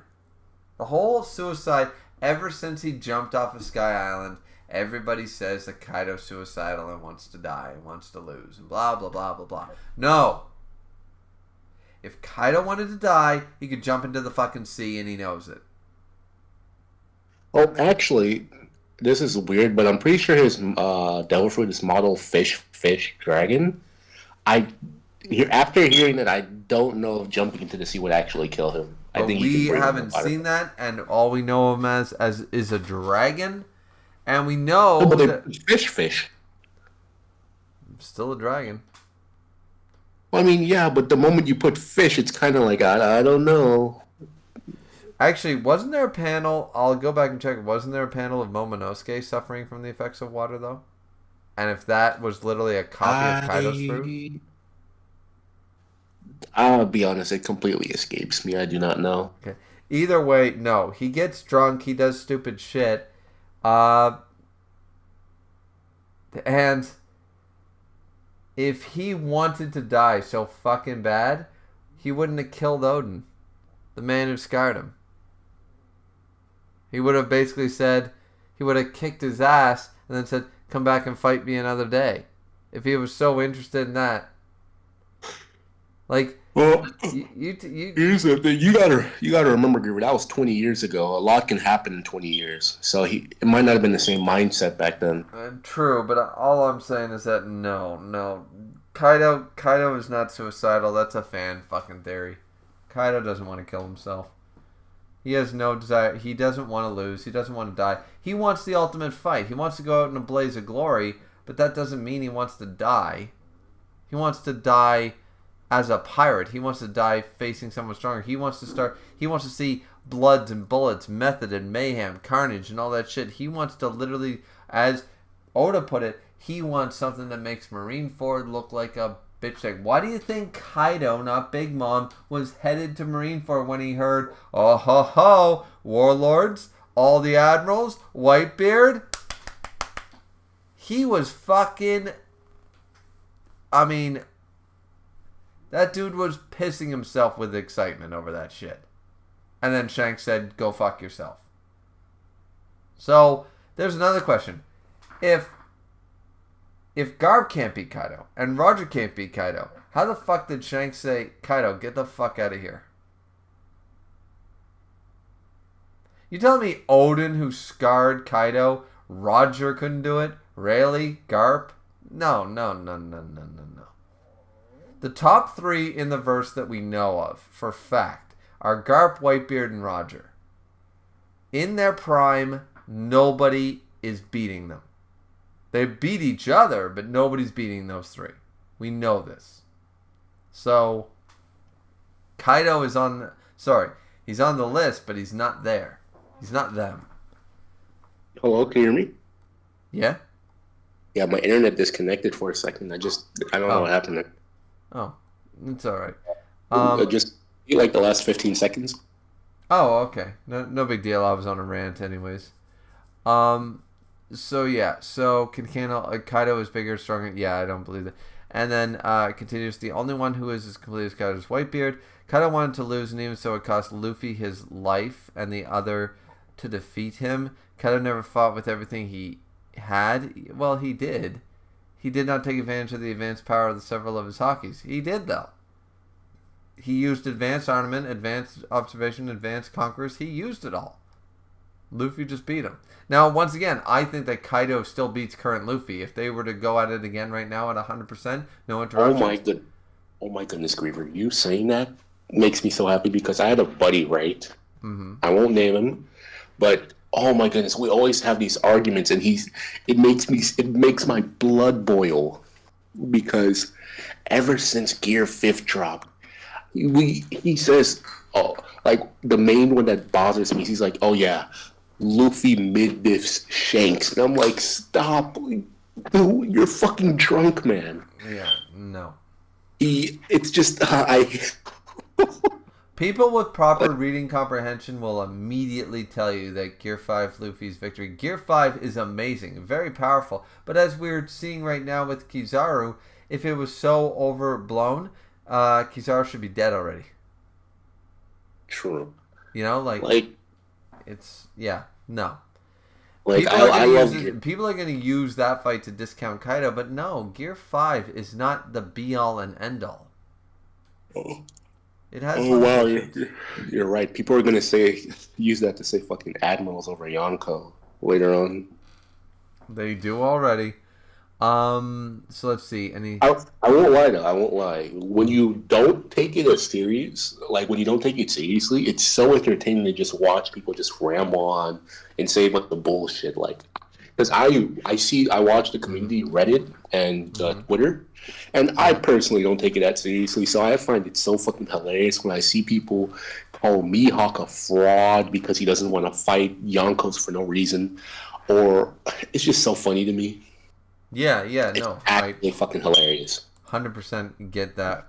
Because imagine being 10 likes, now we dropped a like. What happened? Oh, now we're getting the like back. What's going on? Like, the crazy part is imagine if Shanks didn't want to fight fucking Luffy because he views Luffy as like a fucking friend. And everyone's like, "Oh, he's bottom 5 on the verse. He's a scaredy cat. Oh, blah blah." Like, because he doesn't want to fight a friend. Like, what? Yeah. Oh no, they would do it though. You know they would. Yeah, they would. Oh, dude, hold up. Okay, I know you remember the chapter when they were talking about the holy knights of Marijois, and there was that one silhouette. Everyone goes back to what they say. It's fucking Shanks. He's the red-haired pirates are the fucking holy knights. That's why they let Shanks into Marijois and talk with the girl, saying all that stuff. And everyone's saying Shanks is actually a fucking traitor. He set Luffy up. Blah blah blah blah blah. Yeah. And personally, I don't mind the theory. It would be entertaining, but it would be really entertaining. No, but it's I feel like theory. It's no different than everyone said that Kisuke Urahara was the main villain of Bleach the whole time. That was a big theory for years. that feels weird when I think about it. It feels weird now, but at the time it sort of did make sense because because Kubo set up with the eyes and shit.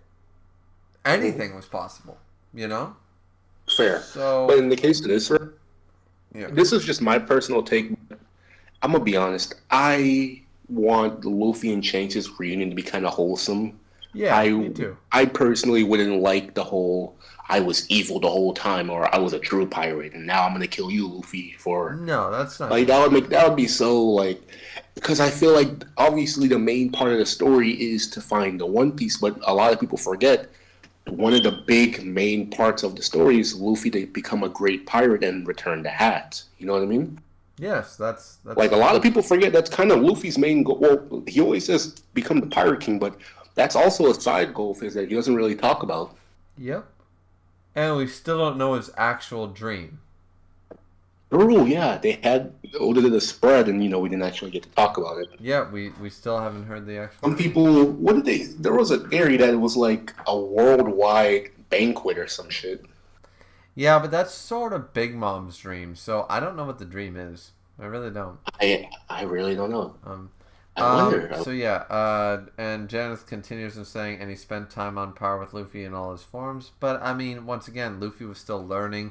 He was injured. There was a lot of factors there. That doesn't really count. And Janice says, even when Kaido was stronger since the start. Well, yes, of course Kaido was stronger since the start. Kaido's still stronger than Luffy. That doesn't mean anything. Janice said, I really enjoyed chatting here with you. Well, thank you very much. I hope you have a great night. I hope to, too. It's 3 a.m, so maybe I should probably think about going to bed. I'll leave you for now. See you later, Griever. Bye-bye. Ban said internet disconnected on tablet. And Aragon says, just reread JJK. Sukuna's Slash does the same thing as Oro's Thin Icebreaker. It does. What's Uro's Thin Icebreaker, though? I have no idea. The attack she did against Yuta in the sky and knocked to the ground. Oh. Wait, did you hear me? Yeah. Oh, okay. I wasn't sure. Oh. Well, actually, speaking of that, going back to what you were saying about it, like enjoyment and when you can just like look back and when you don't care and you can just watch the community go up in flames. That's sort of how I feel right now about JJK. I haven't cared about it for a while, and now that it's come to the point where I'm just like, I am not reading this bullshit anymore. Now I can read it at my leisure, and just so I know what's going on, and just see people fucking lose their minds. And it's right. As you pointed out, it's entertaining as fuck. Like, seriously. Like, all these... Once again, I was never in one camp, though of course because I don't like that Gojo died, obviously I'm a Gojo stan, right?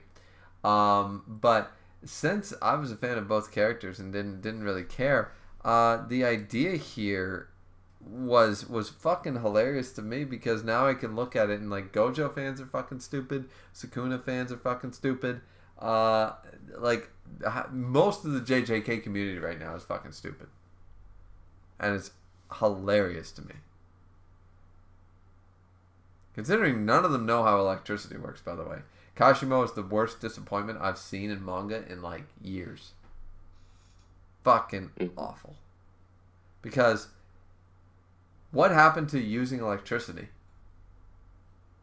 He transformed, he used fists, and then he died. He never once threw a single lightning bolt. And everyone going, oh, no, this dude is galaxy level and blah, blah, blah. And what the fuck is electricity going to do? And I'm like, do you understand how powerful electricity is? Like, electricity is literally the matter that makes up everything in the universe. Like, what the fuck are you on? Every element on the periodic table is affected by electricity. I can destroy every single element and combination on that with enough electricity. That's a actual physics fact. How do I know? I'm a fucking electrician. Of course I know this. I studied it. I know it. So don't sit there and tell me that electricity is weak compared to fucking this infinity slash. Like, you can't convince me that Gojo, a human with this cursed energy shit, can punch Sukuna through building. Being punched through buildings will damage him. But something that I can do that blows up a fucking city in a nanosecond won't damage him? Don't tell me electricity can't hurt this bitch. I could vaporize Sukuna with electricity if I had Kashima's ability. Like, it's... The situation to apply it would be very difficult to pull off, obviously, right? But Kashimo's ability is to be able to harness any phenomenon electricity can come up with. I beat Sukuna in 1 second. It would take me 1 fucking second to kill Sukuna. And when Sukuna dies to something less than what I'm saying, I'm going to call it out and I'm going to say, yeah, because no mangaka does the research that electricity is fucking broken and you should limit your characters on what they can do with it before you write it. Because, yeah. Even like Killua from Hunter x Hunter and shit actually had electricity. You know what I mean? Right. Like, what electricity did Kashimo use? Wait, then how do you feel about Enero? Oh, no. That's the whole reason I don't like Skypiea. Really? Yeah, because this man utilized electricity 100%. Luffy's plot armor saved his ass. Oh, you don't like the whole rubber isn't a conductor, doesn't feel anything? No, I'm fine with the fact that rubber is resistant to electricity. What I don't like is that everything in this universe is a conductor. There's just really shitty ones. Rubber's one of them. 1 billion volts will vaporize anything on the periodic table. Rubber is a compound on the periodic table last time I checked. There's nothing in the universe that we've ever discovered that can survive 1 billion volts. It will be vaporized. It will be destroyed. That's just a fact. So, though it's funny in Pokemon when Ash puts on the rubber gloves and Pikachu shocks him and stuff like that, yada yada yada, and I was fine with, oh, he's a natural resistant, he's a rubber boy, blah blah blah, fine dandy.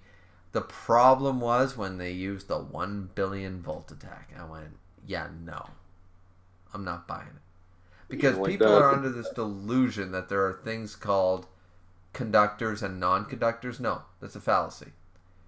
Everything in the universe is a conductor. There's just really bad ones. Like wood. I can't push electricity, a current through wood. It'll split, it'll break, it'll burn. And it causes a fire. That's why when lightning hits a tree, it catches fire and splits the tree in half and stuff, right? Because it's not a good conductor. But I applied enough voltage to it, like a lightning bolt, so it had no choice. It either was going to conduct, like a conductor should, or it's going to break, which is what a tree does when it's hit by lightning. That's why some, like you see the big metal poles on some buildings and stuff, and they harness lightning and stuff like that, like they want lightning to go to it. Well, metal is an excellent conductor, so it doesn't break. It takes it, travels through it, and harnesses it. So, yeah, it's a reason I hate Skypiea. It's because Eneru was using lightning to its fullest effect. He was a monster. He was brutal. And I was like, hell fucking yeah, this is what lightning powers are all about. And then Luffy's rubber resistance was just fucking stupid. Because, well, in that case, I do gotta ask. I do need to ask. Mm-hmm. How do you feel about not necessarily rubber, but like hockey being a counter to his ability? Then, how do you feel about that? I don't mind that. That's okay. Yeah, because I'm assuming because fictional power and stuff. Yeah, because hockey's we know for a fact that hockey is told to us that, like, we even saw Law use it to negate the gender swap. Right.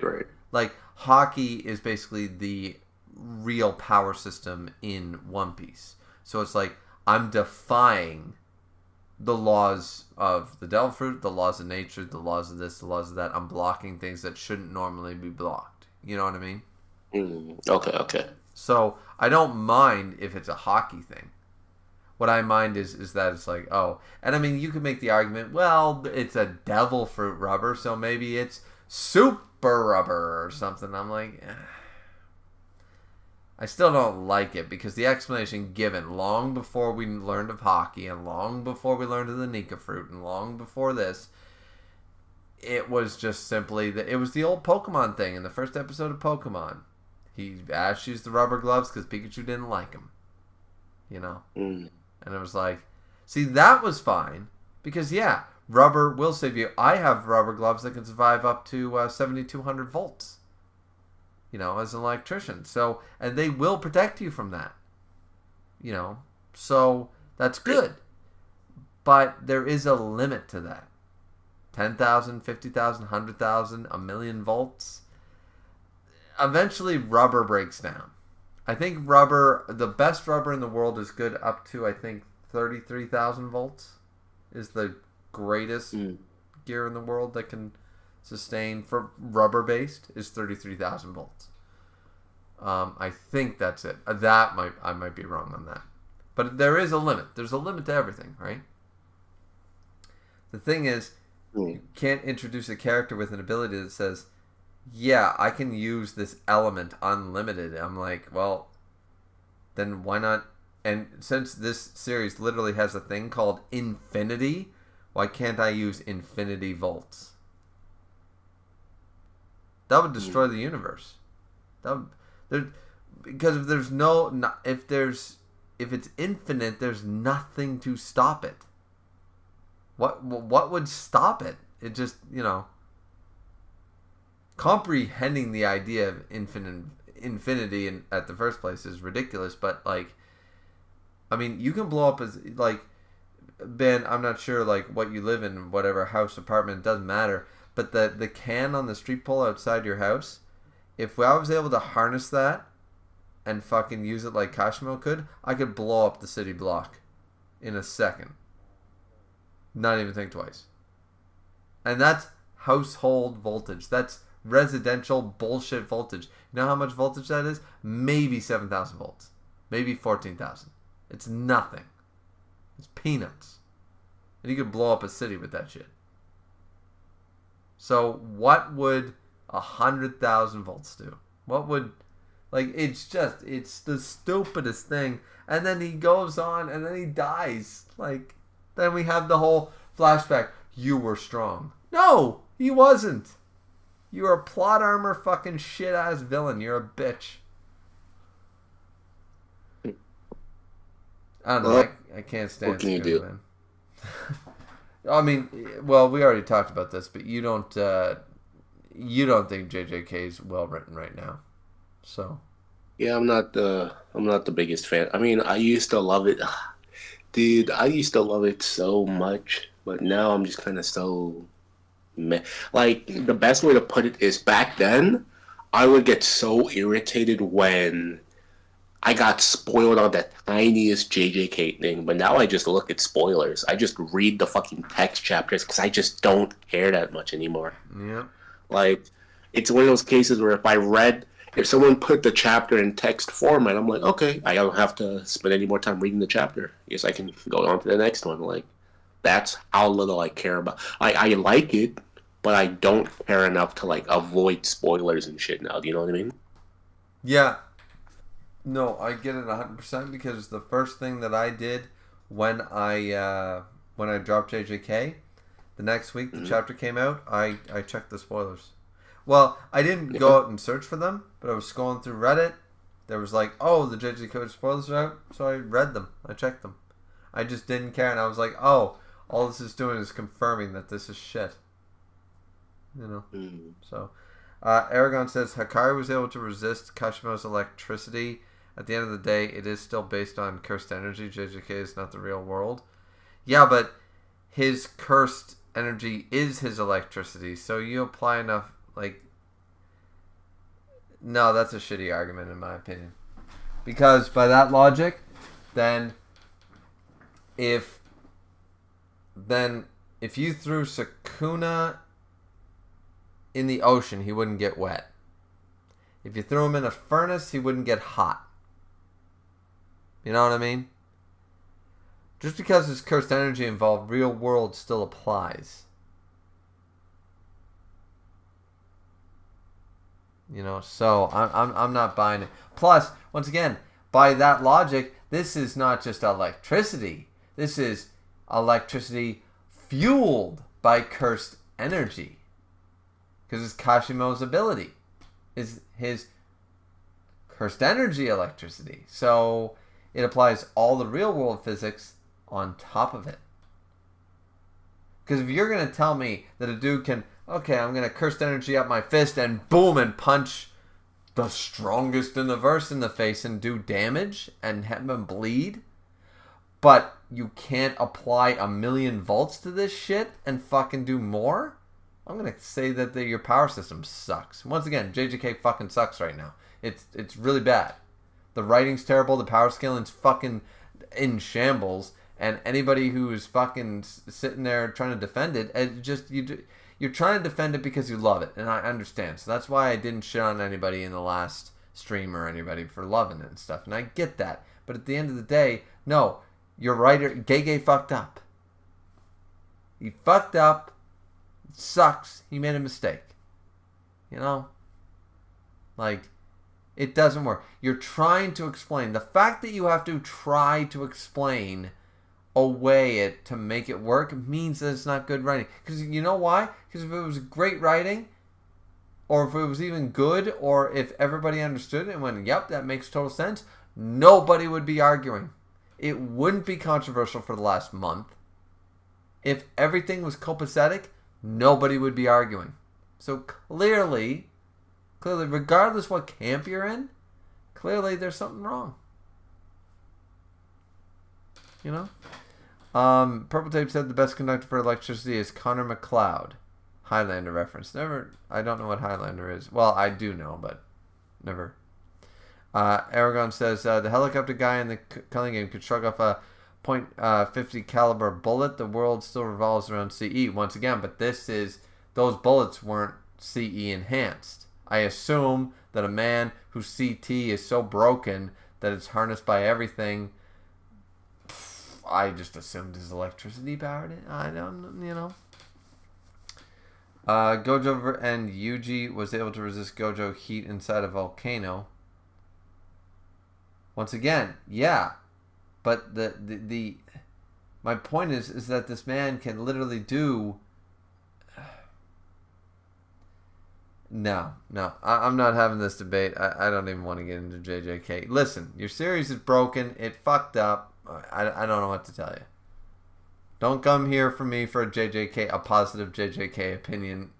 You know, you're not going to get a good one. Anyways, we've been talking for over 3 fucking hours. I only meant this to be a 2-hour stream. We've been here for 3.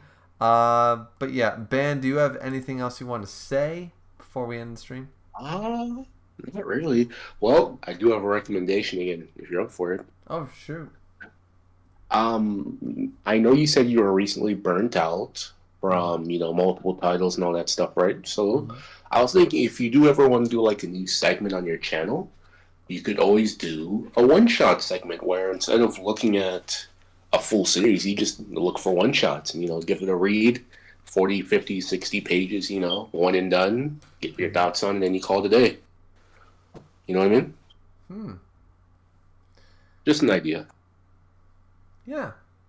Yeah, not a bad idea. I like that suggestion. I'll take that under advisement.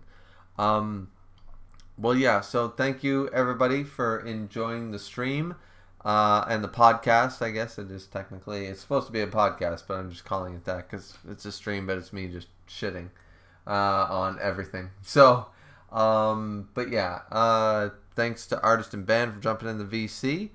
Really good time. Thanks to everybody in the chat. Yeah, I mean, it was fantastic. This went off way better. The only reason I only scheduled it for 2 hours was because I thought that most people would, I started this at midnight, so I figured that everybody would be in bed by now and it'd be a short-lived little, hour and a half stream about me just sitting here fucking telling you guys my wild theories and shit. But no, it turned into a great time. So thank you guys all so much for that. Plus the 10 likes. Thank you very much. And anyways, we will see you guys back here next time for more.